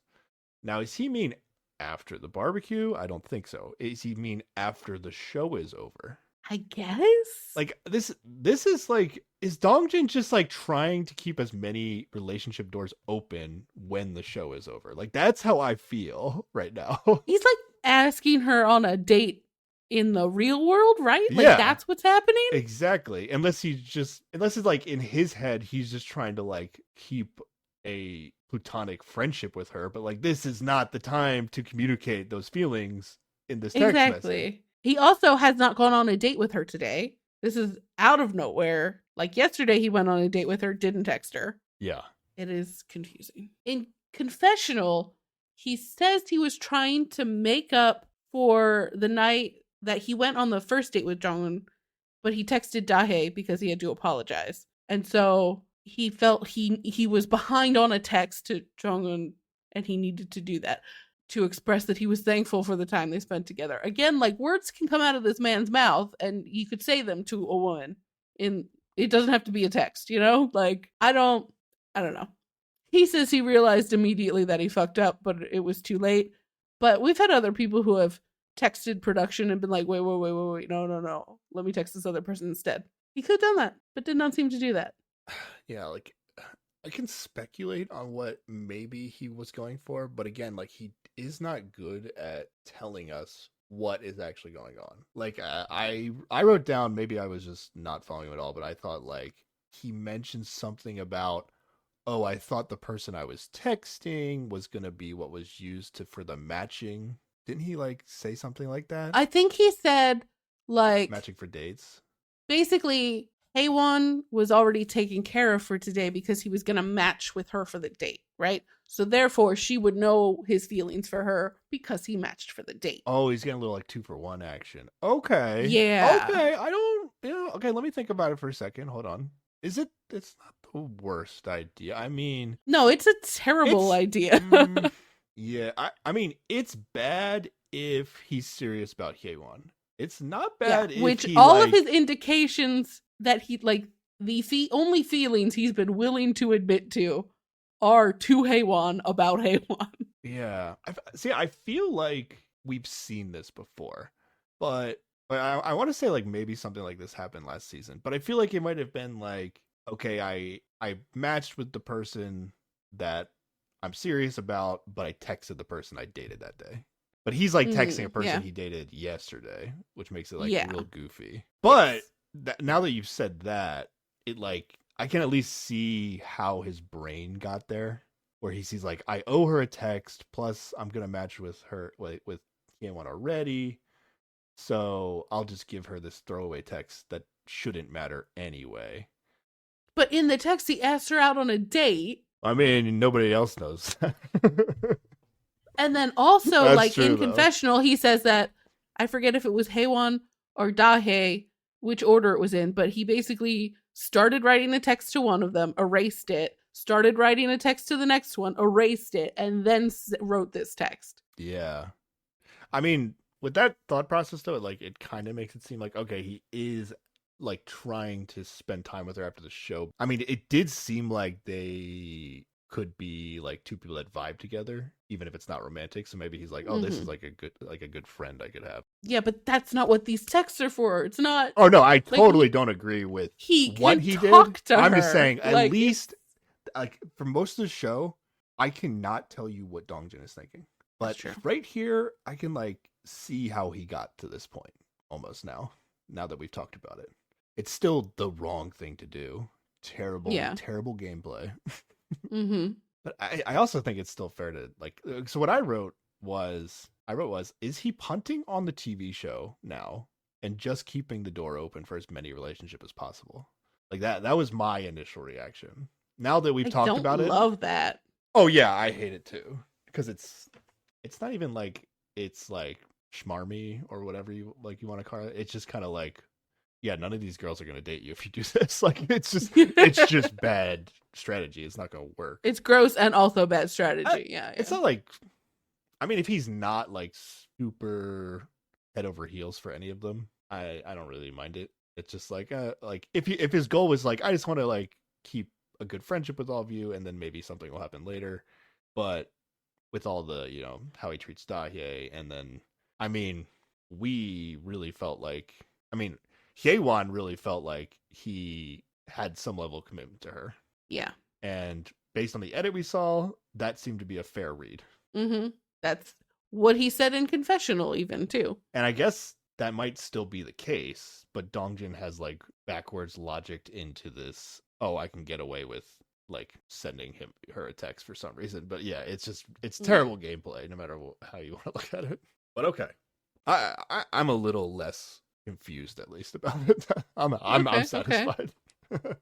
Yeah, I was really confused. Like I thought he was saying like I thought the texts were used for matching. So, and I didn't want to go on a date with Hyewon, so I didn't want to text her. But I was like, but you wanted to like, there was a good chance you were going to match with Jongin, maybe two. So you wanted to go on a date with Jongin.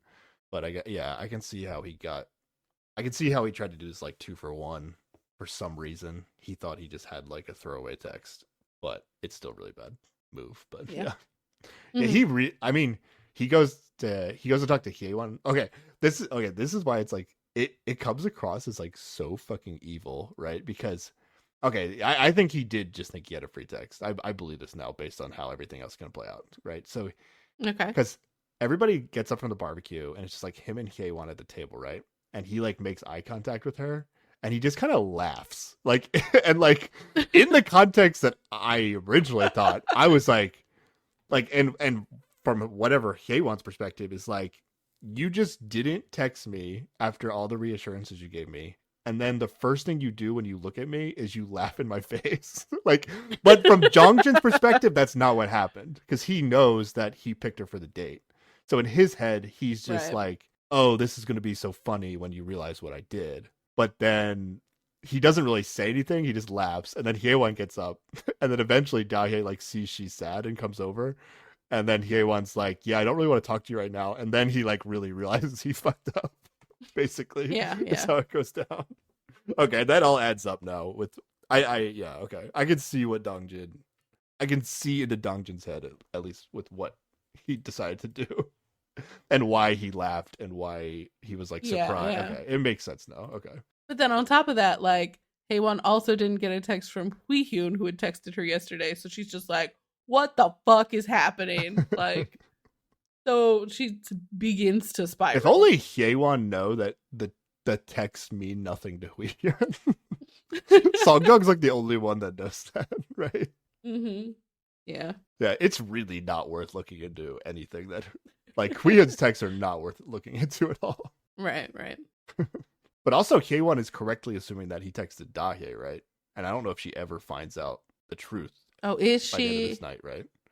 I don't know. Because he like tries to talk to her, but she doesn't want to talk, and then he like goes to talk to her again, but she's in a group, and Dongjin doesn't talk in groups, and then he just like falls asleep under the stairs. Yeah. She definitely never finds out what really happened. Yeah, so this whole night, I don't know, maybe she would be less upset if she knew it was Jongin, but it never gets clarified to her, and like she should 100% assume that he texted Dahae.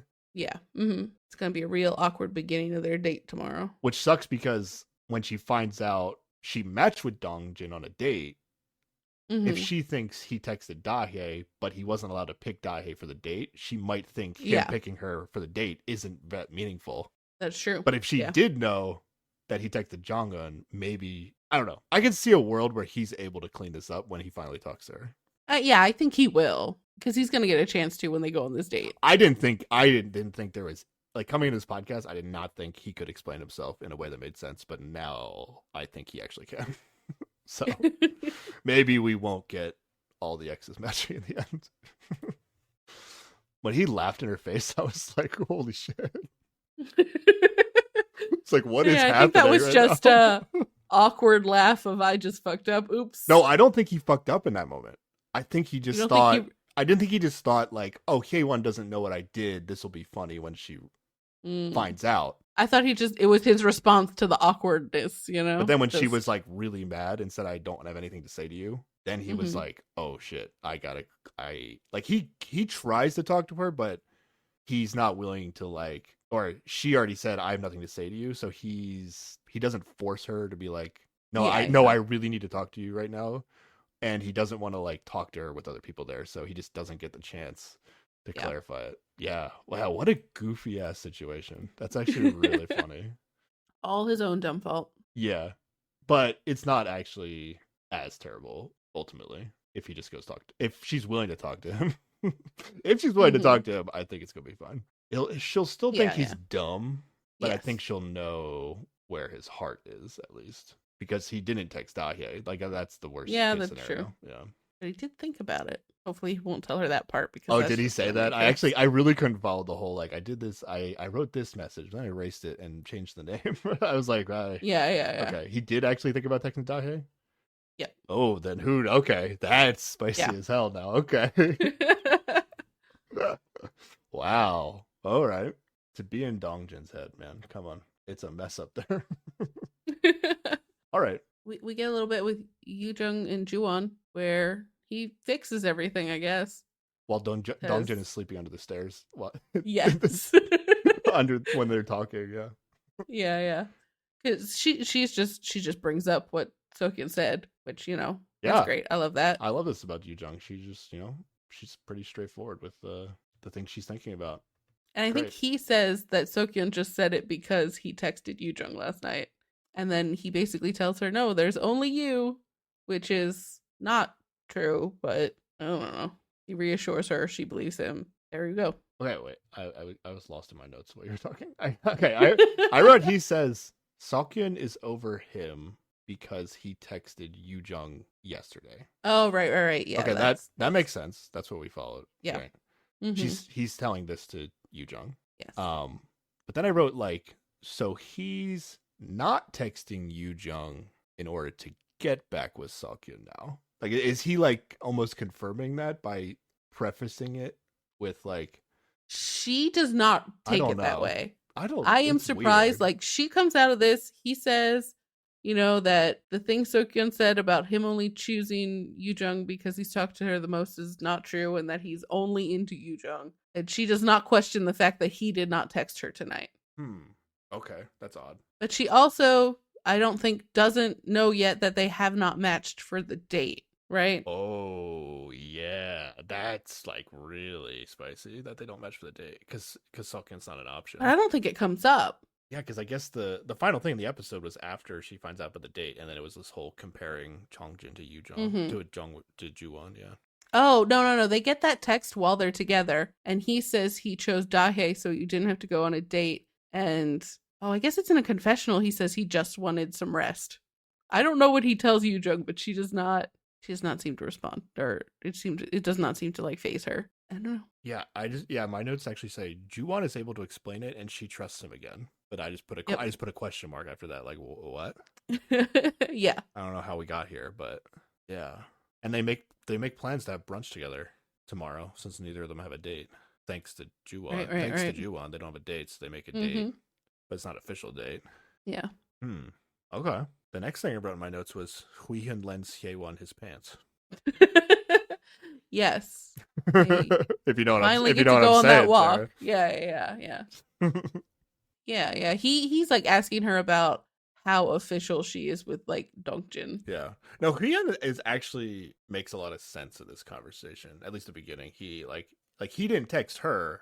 Like he texted her last night, but he didn't text her tonight because he believed she decided on Dongjin, which was true, right? Right. But now he came and talked to K1 because he noticed that she was upset all of a sudden.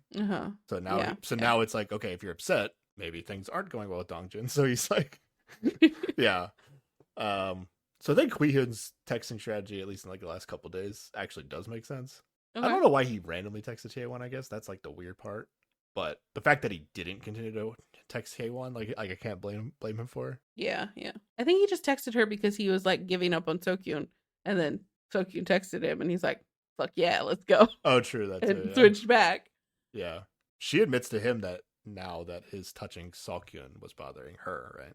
She pulls a little Juwon move. Okay. I think she does say that like the thing with Dongjin is because she thought that Huihyun didn't have any feelings for her anymore. So like to him, she is diminishing the whole Dongjin situation considerably. I guess so. Like she is like diminishing it, but also that did happen, right? Like from her perspective, he was like, "You're unattractive." Oh right? yeah. So it's like, yeah, it's fair. He wasn't asked to her. Yeah. Yeah, they get into this like who's more has been more annoying, or whose fault is it that like we haven't like had good timing with each other. kind of Mm-hmm. contest, right? But Yeah, what they're yeah. saying is true. Like it did seem like he was over her. I mean, he literally cut the string in the chance to switch Yeah. segment, right? Mm-hmm. So her read on that is fair. But I guess what they should be taking away from this conversation is like, oh, both of us do want to get back together, right? We just Yeah. haven't been able to. I think like maybe they text each other like once, but they haven't been able to like consistently feel like both of them want to get back together for like a stretch of time on the Right. show. But I think they would at least both be at least feel good leaving the show if they left together. I don't know how long it would last, but Oh yeah, I don't think they'd last. I don't think they would last necessarily. I don't know. They're both pretty young. Like I don't know. They could. I don't know how they're gonna grow up or whatever. But I can see it working potentially. Okay, I mean, okay. they've had like one of the weirdest relationships. I mean, Sungjoon and Minhyung, super weird relationship coming into the show with how Oh, short yeah. they dated. But even they like it almost feels like they didn't the way they dated each other before like wouldn't be the way they date each other now, right? Because like Huihyun's whole thing was like he was so poor that they couldn't even Yeah, like yeah. they basically didn't have like a normal dating relationship. But like now, I mean, I don't know if he has that much money now, but theoretically he's doing better, Yeah, yeah. and it'd be closer to what maybe their relationship could be going forward than it was when they used to date. So I could see it And working. it doesn't sound like their relationship was bad or like they fought a lot. It was just like he broke up with her abruptly because he felt bad about his situation. So, yeah, maybe you're right. Maybe they're going to do okay. I'm trying to think like they never have really been truly terrible to each other, right? Like there was the whole Candies thing, but then they cleared that misunderstanding up pretty quickly once Right. they talked. Mhm. So I don't know, there isn't really any reason to root against them. I think like a sticking thing for her might be how wishy-washy he's been on this show. In terms of coming in strong at the beginning, being like, I want to get back together, and then like all the fuck all over the place with texting and talking through the whole show up until now, right? Yeah. I mean, I get that perspective from her being on the show. But like let's say if Mm-hmm. she watched the show from our perspective, she'd probably be like, "Oh, Huihyun like, you know, yeah, he was into Seokhyun, but was it really that serious at any point in time in the show?" I guess Mm-hmm. maybe that would be a little bit annoying. Like, okay, why didn't you fall back to me when you really had nothing going on? Maybe that would be annoying, but Yeah, yeah. it wasn't like Huihyun like almost ended up in this like super romantic relationship Mm-hmm. while she was on the show, and like basically like some girl beat her and then she's like a fallback, really. Like I don't think she should feel like she's like a backup girl necessarily with Weekend. Okay, yeah. But I mean, I could just see that there's room for her to hold on to some bitterness about this experience that might get in the way of them getting back together. Yeah, it's not like a clean story if they do end up, at least right now. It's like it's not a clean story if they do end up picking each other end in terms of like the viewing experience. But if they did choose each other and they ended up being happy together, like I wouldn't really be surprised. Oh, he says some shit that drives me crazy. Okay. Where he's just like, I can't be open about my feelings unless I know that they're shared. Basically, he's a coward and cannot tell anybody he cares about them unless he knows for sure that they also like him too. And so he kind of blames her for not expressing her feelings enough towards him, and that's why it's been weird for a while. And I'm just like, that's some bullshit. I don't approve. Is he blaming her, or is he just saying how That he is my is? interpretation of the thing, Hmm. which is like, in a way it's twisting it around like, well, of course I couldn't, tell you about my feelings because you weren't being, very forthcoming with yours, and you know just how much of a fragile baby I am. I could not handle the fear of rejection to tell you how I feel. Yeah, it could be Don't that, love it. but like if you were that way, and ultimately, like some people are like that, right? Like, how do you communicate to somebody without sounding like the way you're saying? Oh, you grow the fuck up. You're You just, you're can't just be telling that to be way. people who be who they're not. I Yeah. Okay. No, no, no. I mean, like, if you want to be in a relationship with someone or whatever, like, you got to grow up and learn how to express how you feel, regardless of how they feel, right? Like, you got to take a chance. You got to grow the fuck up. Or you just find Quant. I wrote in my notes actually. I actually wrote Huihyun and Quante could be a good match. That's what I wrote in my notes. Yeah, you just need to find a Oh, Quante who's willing to love you first, and then you're like, oh, thank God you love me. I love you too, actually. I just couldn't say it until you did. No room for babies and grown ass relationships. Grow the fuck up. I'm not gonna. I mean, it's very like I took it as like it's not like how he would be for an entire relationship. It's just like how he approaches like entering a relationship. Like he feels like But this is like a person who in the past has told him her feelings for him, right? Like they used to be together. At one point he theoretically has expressed feelings towards her. Like yeah, but this this is is all new a and less fresh. risky version of that. It just Okay. All right. Well, if you want to date I, Sarah, guys, just guys yeah, and don't be gals. a fucking baby. Yeah, but if Sarah truly believes that, then if Uh-huh. Sarah's not telling you that she doesn't, that means she doesn't like you, right? Because by her own standards, she would have told you if she liked you. I mean, that kind of tracks. I've asked out people before, it's whatever. It might take me a while to warm up to it, but I grow up and I stop being a fucking Okay, baby. so what if somebody doesn't tell you they like them and waits for you to do it, and then when you tell them, they tell you that they've actually liked you for a long time, but they were too afraid to say anything? Then what do you do, Sarah? Then I'm disappointed that they are a fucking baby, but we got to this point, maybe it's okay. It depends. Okay, all right. So there's some wiggle room in there. There's some wiggle room, but You like could end up the way dating somebody he's that's using exactly it like as that. an excuse right now, like he is trying to defend himself as like, well, it's not my fault. I'm a baby. Of course you can't expect me to tell you how I feel. Nah, not with it. Not there for it. I didn't take it that way for whatever reason. I think there's like a part where he's talking with. Now it is weird because like yeah, you're saying it's like okay they used to date, so it's not quite the same as like when he was talking to Seokhyun. He says something that's similar in a way that I believe Hui-hyun, like this is how he is. Hmm. But he's like, oh, and on our first date, like he didn't want to like be like Quante and make her feel like he was like really into her and like put the pressure on her, I guess, is like Mountain, you could just say Okay. that's an excuse too. I guess you could just say that's an excuse. But I don't know. At least I thought he was being consistent with how he was representing himself, although maybe he's just consistently making the same excuse. Yeah, he's consistently a baby. Okay. I'm not gonna hate on him for it. I mean, some people are just like that. It's not, I mean, from a strategic standpoint, I do not think it's the best strategic thing, but people can be like that, and I'm not gonna hate on them. Somebody's got to go first, right, Okay. Sarah? Somebody's got to go first, but that doesn't mean somebody gets an excuse to never go first. But it's the person that always goes second. Are they like the weaker person in the relationship? I don't know, man. I just took a strong stance here on this particular man is a baby. That's all Okay. I got. Okay. Interesting. Harsh, but okay. All right. Yeah. So only Dongjin and Hyeon and Huihyun and Seokhyun are dating. They get the text like while they're talking under the tree. Huihyun and This Hyeon. was a sweet move for production. It was Yeah, great. because they're both in one of the dates. Yeah, and they're kind of arguing over about like being interested in other people or whatever. And then production is just like, "Oh, well, here, argue some more." And they think like they only got the text because like them and their ex were like involved in the date, so they weren't sure if like Mm-hmm. anybody else got the text or if there were other Nope. dates, maybe. Everybody got And I this wasn't fucking sure either. text. And I was like, oh wait, there actually are only 2 dates tomorrow. And then Dongjin matched with Taewon, and I was really confused. But now I think we've cleared it up. Yeah. And I think this ends with Hui Hyun basically saying that he's gonna make his decision tomorrow. And I think it just depends on if he thinks about Haewon at all while he's on his date with Seokhyun.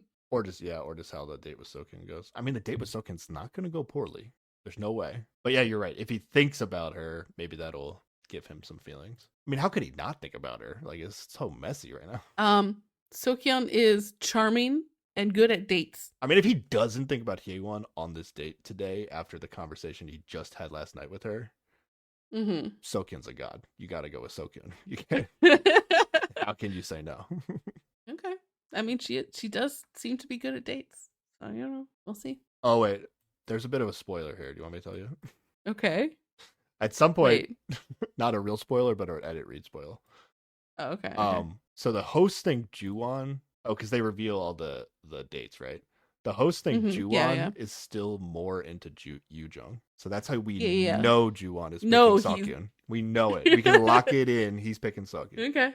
Yeah, fair. Okay. That was the first prediction of the season by the host. Lock in the opposite. speaking of Sokyun, she and Quante are spending some alone time in the living room and are flirty as fuck. Yeah. Quante always gets like really drunk at night. So it's like it seems legit, right? But I just don't know. I mean Quante's for sure flirting with her regardless, right? Oh yeah, He yeah, doesn't need yeah. to be He drunk is to do it. he's like pouting because Oh, his pout is you funny. didn't pick him for I the actually love his date. pout. His Yeah. pout is so good. There is some intense eye contact. She still gives him hope too. Like it's like I feel like she's kind of giving off the vibes that she wishes she had picked Quante Yeah, yeah. instead of Huihin. Whether or not it's true or not, I don't know, but she's at least willing to give off the vibes that that's the case. Oh, there's a part where she's like cutting Quante's nails for him. Yeah, what the hell? This So is they're so weird. basically holding hands for a good long time. How much trust do you have to have in somebody to cut their nails for you? Ooh, I just mean, thinking about it makes I me really wasn't feel thinking weird. a lot because like that's a basic human task. It shouldn't be difficult, right? Yeah, no, but somebody's like decide. I mean, it's like somebody cutting your hair, I guess, but it's like somebody else is deciding like where on your fingernail to cut. I don't know. I'm not comfortable with it. I don't know. I've gotten a manicure before. I guess not that's the weirdest true. Thing in the world. I guess that's true. I've never done that, but you know, I would just feel weird with somebody touching. All he's thinking about is, holy shit, she's holding my hand, right? Like he's not thinking about his nails. Yeah, you're right. And I just wrote, why aren't they a couple yet? This is cute. I love this. Is so smooth. Oh my god. Absolutely. Regardless of what you think about Sakyun, she got game. She does. Absolutely. It's working. Mm-hmm. Yeah, they both admit to each other that they keep missing each other and they have bad timing. Yes. Seems sincere. Mm-hmm. Yeah, I'm down for this. Why not? I mean, like, whatever. I'm rooting for this. I gotta root for Quante. Yeah, this is what I've been missing from Quante this whole time. Just needed him to be cute with someone. It is now cute. I love it. I mean, I think he has tried to be cute with people, but it's like he did it like the intensity and how fast he did it like makes it so it was not being reciprocated. His cuteness wasn't reciprocated. Yeah. It doesn't look good when it's not reciprocated. Yeah. Yeah, I need the two-way cuteness. But that's not necessarily on him if it's not being reciprocated. I mean, it's exactly like Jongun, you know, he came in hot and they just had to catch up to Quante. I mean, if he had not switched to Yoojung, that's true, and had just stayed on Sokyun, they could have been cute this whole fucking season. Yeah, I meon, the reality is, Quante probably just thinks Yoojung's more attractive, so that's probably the reality of the situation. Yeah, probably. But you know, as long as Sakyun's cool with that, which she should be fine. I have no problem. As long as like you know, genuine feelings are there, I don't mind being the background. Yeah. Mm-hmm. Okay. We find out Jongun is 5'4", according to Quante, and Sokyun is shorter than that. All right, height updates. I totally didn't even notice this. I was distracted. It was such a casual as they were walking out the door, but I wrote it down anyway. Oh, because they saw each other in the window, and Quante was like, "Oh my gosh, you're so short," and Sokyun was like, "Well, Jongun's short too," and then he was like, "She's like 5'4", and you're definitely shorter than that, or something. Yeah, I wrote, "Okay, I'm all in on these two. Why not? Let's do it." Yeah, it's great. Let's root for this now that the Yoojung dream is dead with Quante, but something else to root for. Why not? Oh, you know what else I really enjoyed about Quante this episode? We get another dumb fight with Songjun and Minhyung. And when Songjun comes in and is like complaining to Quante and Sokyun about it, Quante's basically just like, why are you still into this guy? He seems like he's really mean to you. What the fuck? Oh, did he say that? And I'm like, I didn't catch that in the two. Some variation of that. Mm. And I was like, sensible man. I appreciate it. Yeah. Because somebody needs to tell this girl that that's not working out, you know? Yeah. I mean, I would say it to both of them about each other. Yeah. It's not a one-way thing, yeah. But it only takes one to like make it never happen again, right? You know, you just gotta you gotta manipulate one of them. That's it. Yeah, Quante would probably say this exact same thing to Minhyung. Actually, honestly, probably. He's like, "Look, you guys both suck. Like, why are you together?" And then he'll realize, wait, that's why you're such a great match. At least they're not unleashing their terribleness on others, I guess. Yeah, it is like some amount of like, okay, is this like good for the world where like somehow like the people that kind of cause unhealthy relationships are somehow like attracted to each other. Like it's like a healthy, I mean, it's not healthy for them, I don't but it does know. save the rest. Yeah, I don't know. I guess I always just assume that like they'd be able to find something healthy with somebody else. Yeah, Um, like there should be that a might not world be out true. there where like okay, there's like my read on Min Hyung is like he is I don't know somebody who wants to live this like by the book lifestyle or something, and yeah, it just feels like there's got to be a woman out there. Now it might be Who is already what he wants instead of trying to turn somebody else into who he yeah, wants. there's got to be women out there who also want to live this kind of like yeah by the book lifestyle, Maybe. but Or maybe no one could ever be perfect enough for him and he'd just be an yeah, asshole that's the other thing regardless. too. Like some people, I think, are just some people just love Controlling and drama. terrible. Yeah. They Yeah. they just love drama. Like some people, I swear, are just like addicted to drama in their Mm. own life. Yeah, yeah. And if that's the case, then like it wouldn't matter who he dates. You would just find something to be upset about.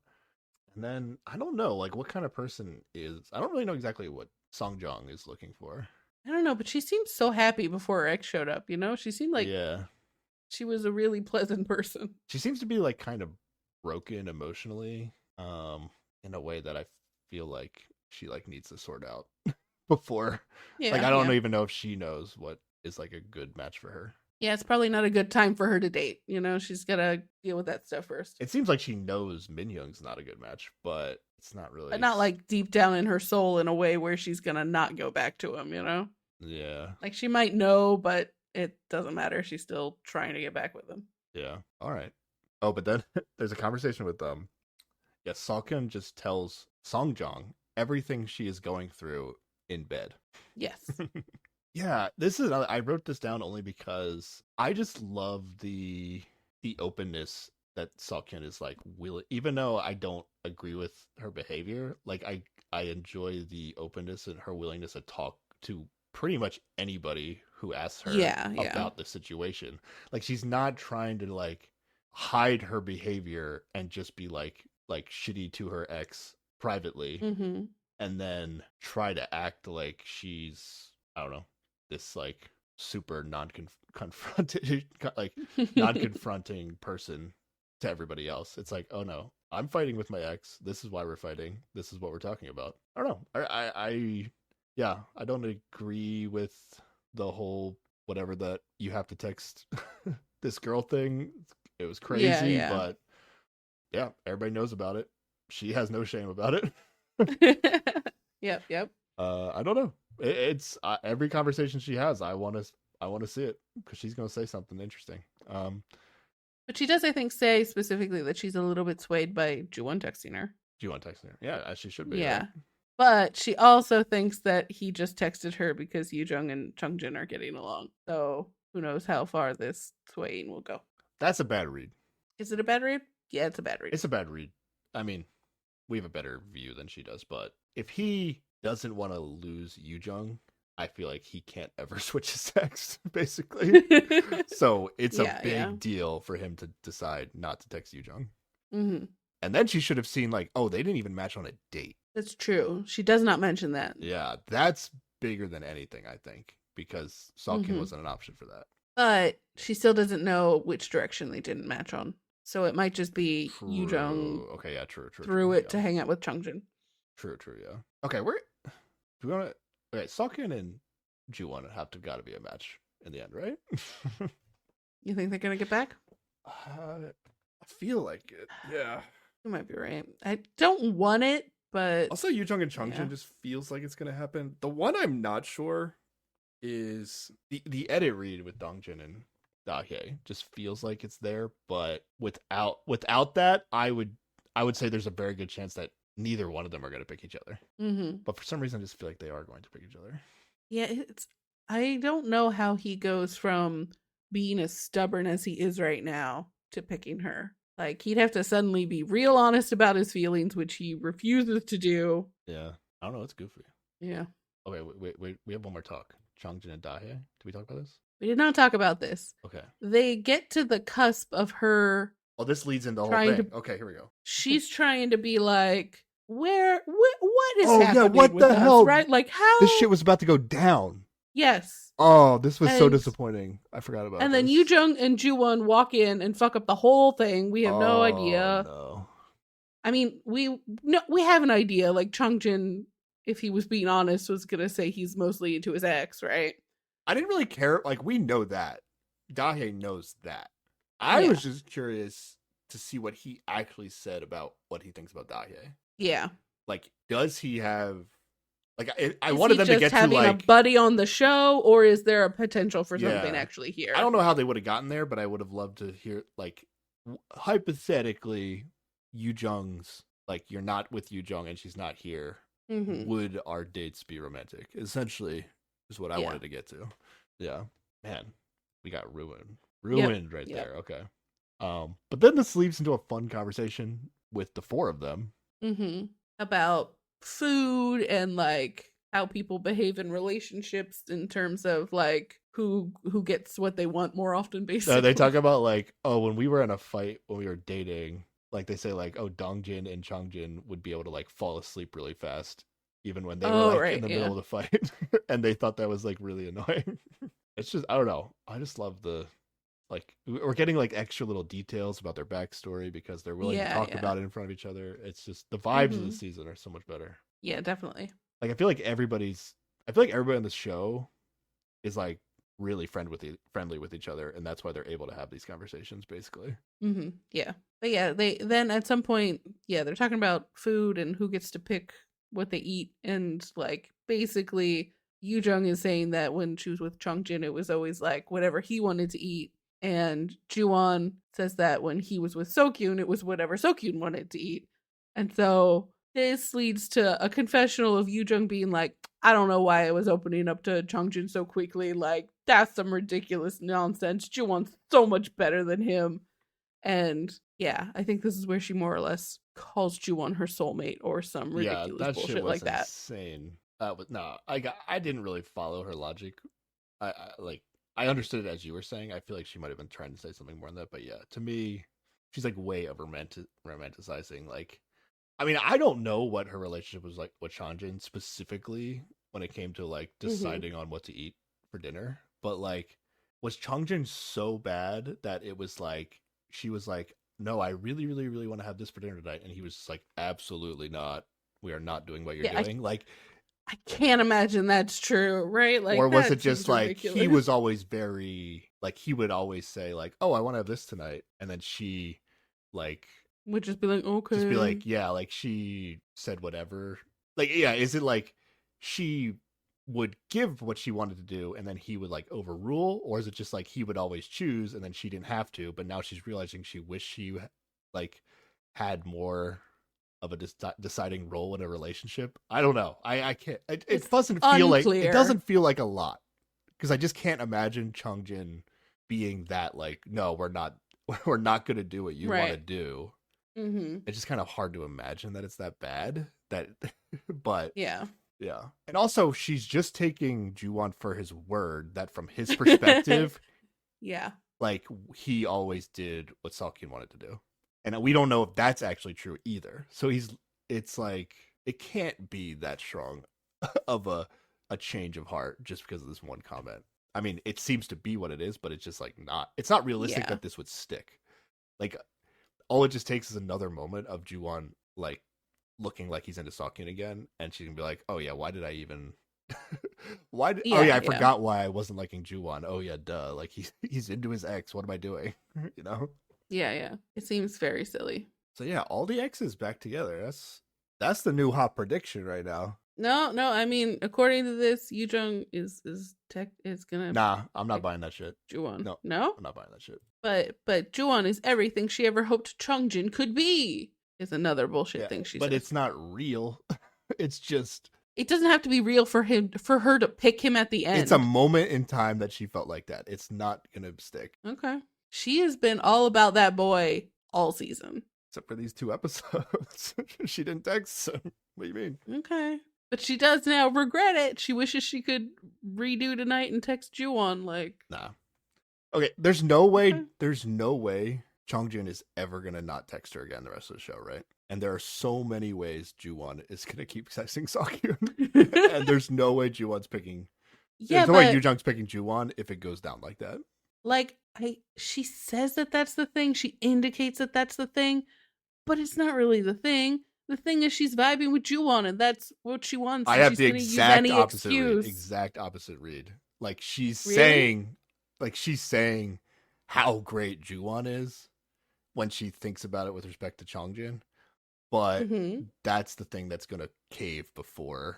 I think she's more committed to like, I don't want this messy stuff with his ex to be involved in this than she is like, Chongjin was so terrible, I can't possibly get back together with him. Because then why is she like even why is she entertaining the fact of getting back together with him in these 2 episodes if like Ju-won is so great and Chongjin was that terrible? Like it can't be that bad, right?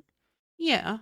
I think she was shaken a bit by the stuff that Sokyun said. But like ultimately the moment Ju-won comes back and says something reassuring to her, she is completely blind to any sort of like evidence to the contrary. She does not question things. She's just like, "Oh, okay, of course." Because she wants to be with him, so she wants to give him the benefit of the doubt, wants to excuse the behavior because sure, he said it's fine. It's fine.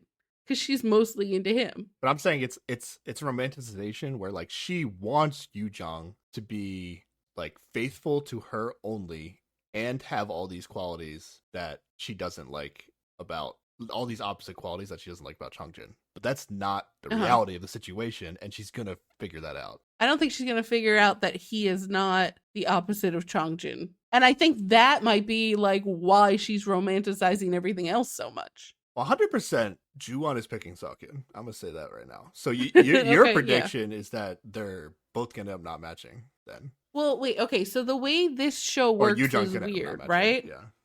Like Oh yeah, it's hard to tell how they actually handle this. it's not sure if you have to lock it in or not. Yeah, that you is know? true. So it might be that Sokyun and Ju-won have a moment. He goes, "Feelings?" And she goes, "Sorry, bye." And then he has to meet up with Yu Jung. And she's like, "Feelings?" And he's like, "Feelings, sure, whatever."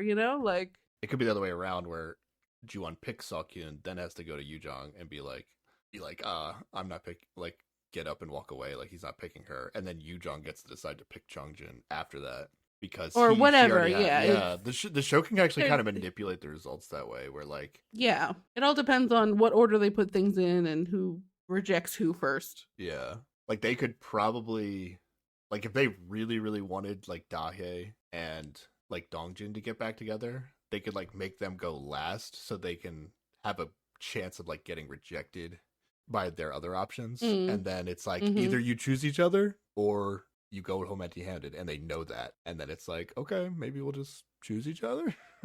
I don't know. Yeah. I think for sure Ju-won's picking Seokjin. I'll say that.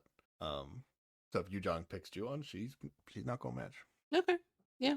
I believe in Yu Jung. She's gonna see the light before it's too late. That's how I feel. I don't know. Really? I think she's Damn. I like Yu Jung more than you do. When it comes to, I'm not saying I don't like her. I'm saying she is in deep with this guy and is not seeing any red flags because she doesn't want to see them. But she literally just saw them. It's not going to take that much work to see them again. Yeah, but he said that they weren't real, so it's fine. He said that like that's what happened. I guess right? I was confused by his explanation of why it worked. Yeah. He was just like, "No, that's not a thing. It's fine." She was like, "Oh, it's fine." Yeah. But if he doesn't text her, he didn't text her, right? I know, but like, did he not text her? How many days in a row? He did not pick her. He didn't even pick her for a date today. Yeah, that's true. How many? And she's like, okay. Yeah. The only reason to not pick her for a date is because he would want to throw it to spend time 3 more days with his ex. I don't think he has enough cred for 3 more days of not texting her. I don't think he does. I'm gonna say he just has to tread water. No, he's just got to get through the truth game or whatever that's called. Truth game, yeah. Truth or drink, yeah. Any chance Ju-won tells the truth in the truth game? Ooh. Any chance Dongjin tells the truth in the truth game? That might be where he breaks. Truth game might be spicy if people actually tell the truth. Goddamn. Well, Sokin's gonna tell the truth. I mean, spicy there. She's been spitting the truth. Again, I don't think she's really lied. She's just willing to talk about things in front of people that maybe she's trying to manipulate. But they're not necessarily lies. Yeah, I don't know. Not lies, but there is definitely like a choice to bring up a thing in front of somebody. It's a selected with reveal the of intent of a particular result. Yeah. Great survivor tactics. Just like, just, I never lied to anybody. I just revealed information at the right time that it was convenient for me. Fair. Yeah. Oh, Sokun would crush it on Survivor, let's be honest. I mean, as long as she could deal with the elements, she would crush it. But, I have full faith that she would crush a social game situation. So I think she'd be probably the best. All right. Okay. That would be a fun episode of the podcast. Do we draft? And all these Korean dating shows, like who would be good on best on Survivor, on like an actual competitive social game show? I don't know. That'd be tough to do for the old seasons we watched, but yeah. What is this? A Venn diagram of I hope people are interested in this. I've seen podcasts that do like they're like Survivor podcasts, but like in the off season of Survivor, they'll do like crazy shit. They'll like do like a simulation of like the characters from The Office playing a Survivor season, or like it's like really just off the wall stuff, just to like do a podcast when Survivor's not on. Yeah. Okay. Did we finish it? That was the end of the episode. I think we finished it. Yoo-jung's we did totally 100% in on Ju-won now. She called him her soulmate. Like, she's picking him at the end. Come on. Oh, no. All right, that'll be our. That's a good final bet we can make, or difference of opinion. Okay. That's good. Okay, sure. Sure. I think if I'm also just gonna say from an edit perspective, like the show choosing to cliffhanger on her saying she's 100% in on Ju-won now probably means she's not gonna pick him, right? Like that's how you kind of like edit the show, right? The host didn't say anything. The host didn't say it, but if like, why would you make the last thing somebody remembers at the end of the episode just be what's going to happen at the end of the show? Like, why spoil the end of the show? Because the truth game is still going to get spicy and weird, and it's going to get confused for a little while, but at the end, she's still going to come around and pick him. Okay. That's my guess. Yoo-jung is not dumb enough to pick Ju-won in the end. She's too smart. That's how I feel. She might be smart, but I think her heart is, I don't know, winning out over her brain right now. AKA you dumb. Momentarily. We're all dumb sometimes. I guess that's not equivalent. Okay. All right. Next time, probably Translove 3 episodes 18 and 19. We'll see if we can do all 3. Oh, really? Okay. I don't know. Okay. I'm not expecting to be able to. I think some of these are going to be longer episodes. Yeah, we do have the truth game. I haven't checked what the last episode is. Let me check right now. The last episode of the show is 2 hours and 41 minutes. Okay. It's chunky. It's not the longest episode, but it's true. definitely long. I don't know. It might be fun just to do. Maybe we won't. If for the final episode, we probably won't have to like break down scene by scene. We can just kind of like start with the results and talk about everything. So maybe doing the last episode as one podcast maybe won't be as long, and maybe it'll be better format to do it that way. So probably just 18 and 19. So we'll probably do 2 more podcasts this season. It just works better for us that way, I think. Yes. Yeah. Anything else, Sarah? Yeah, I don't know what comes after that. We haven't made a decision on what we're gonna watch. Oh yeah, after that. Yeah, I don't know. We might have time for maybe a few podcasts before I might have to take a break for me moving. Yeah, we haven't decided. I guess if we're doing 2 more podcasts, people have time to vote still. Yep. Okay. Where can people contact us, Sarah? People can email us at keepwatchingpod@gmail.com. They can tweet at us at keepwatchingpod, Instagram at us at keepwatchingpod, or leave a comment under this video on YouTube also at keepwatchingpod. And if you want to tell us who you would pair up across different seasons and I guess shows, and who would make a good couple of all the weird contestants we've seen so far, you can leave us a rating or review on Apple Podcasts or Spotify. That could be a whole podcast in and of itself. That would get really hypothetically convoluted the more we talk about it. Matchmake across shows and seasons based on very little data. Yoo-jung Wongbin, that's where I would start. Okay. That's the only thought I've ever had about cross season dating. Yeah, fair. I've never thought about it. But maybe the listeners have. They can let us know. Yeah, that's a good one. Okay. All right. Anything else? I think that's it. Alrighty. Thanks for listening, everybody. Bye. Bye.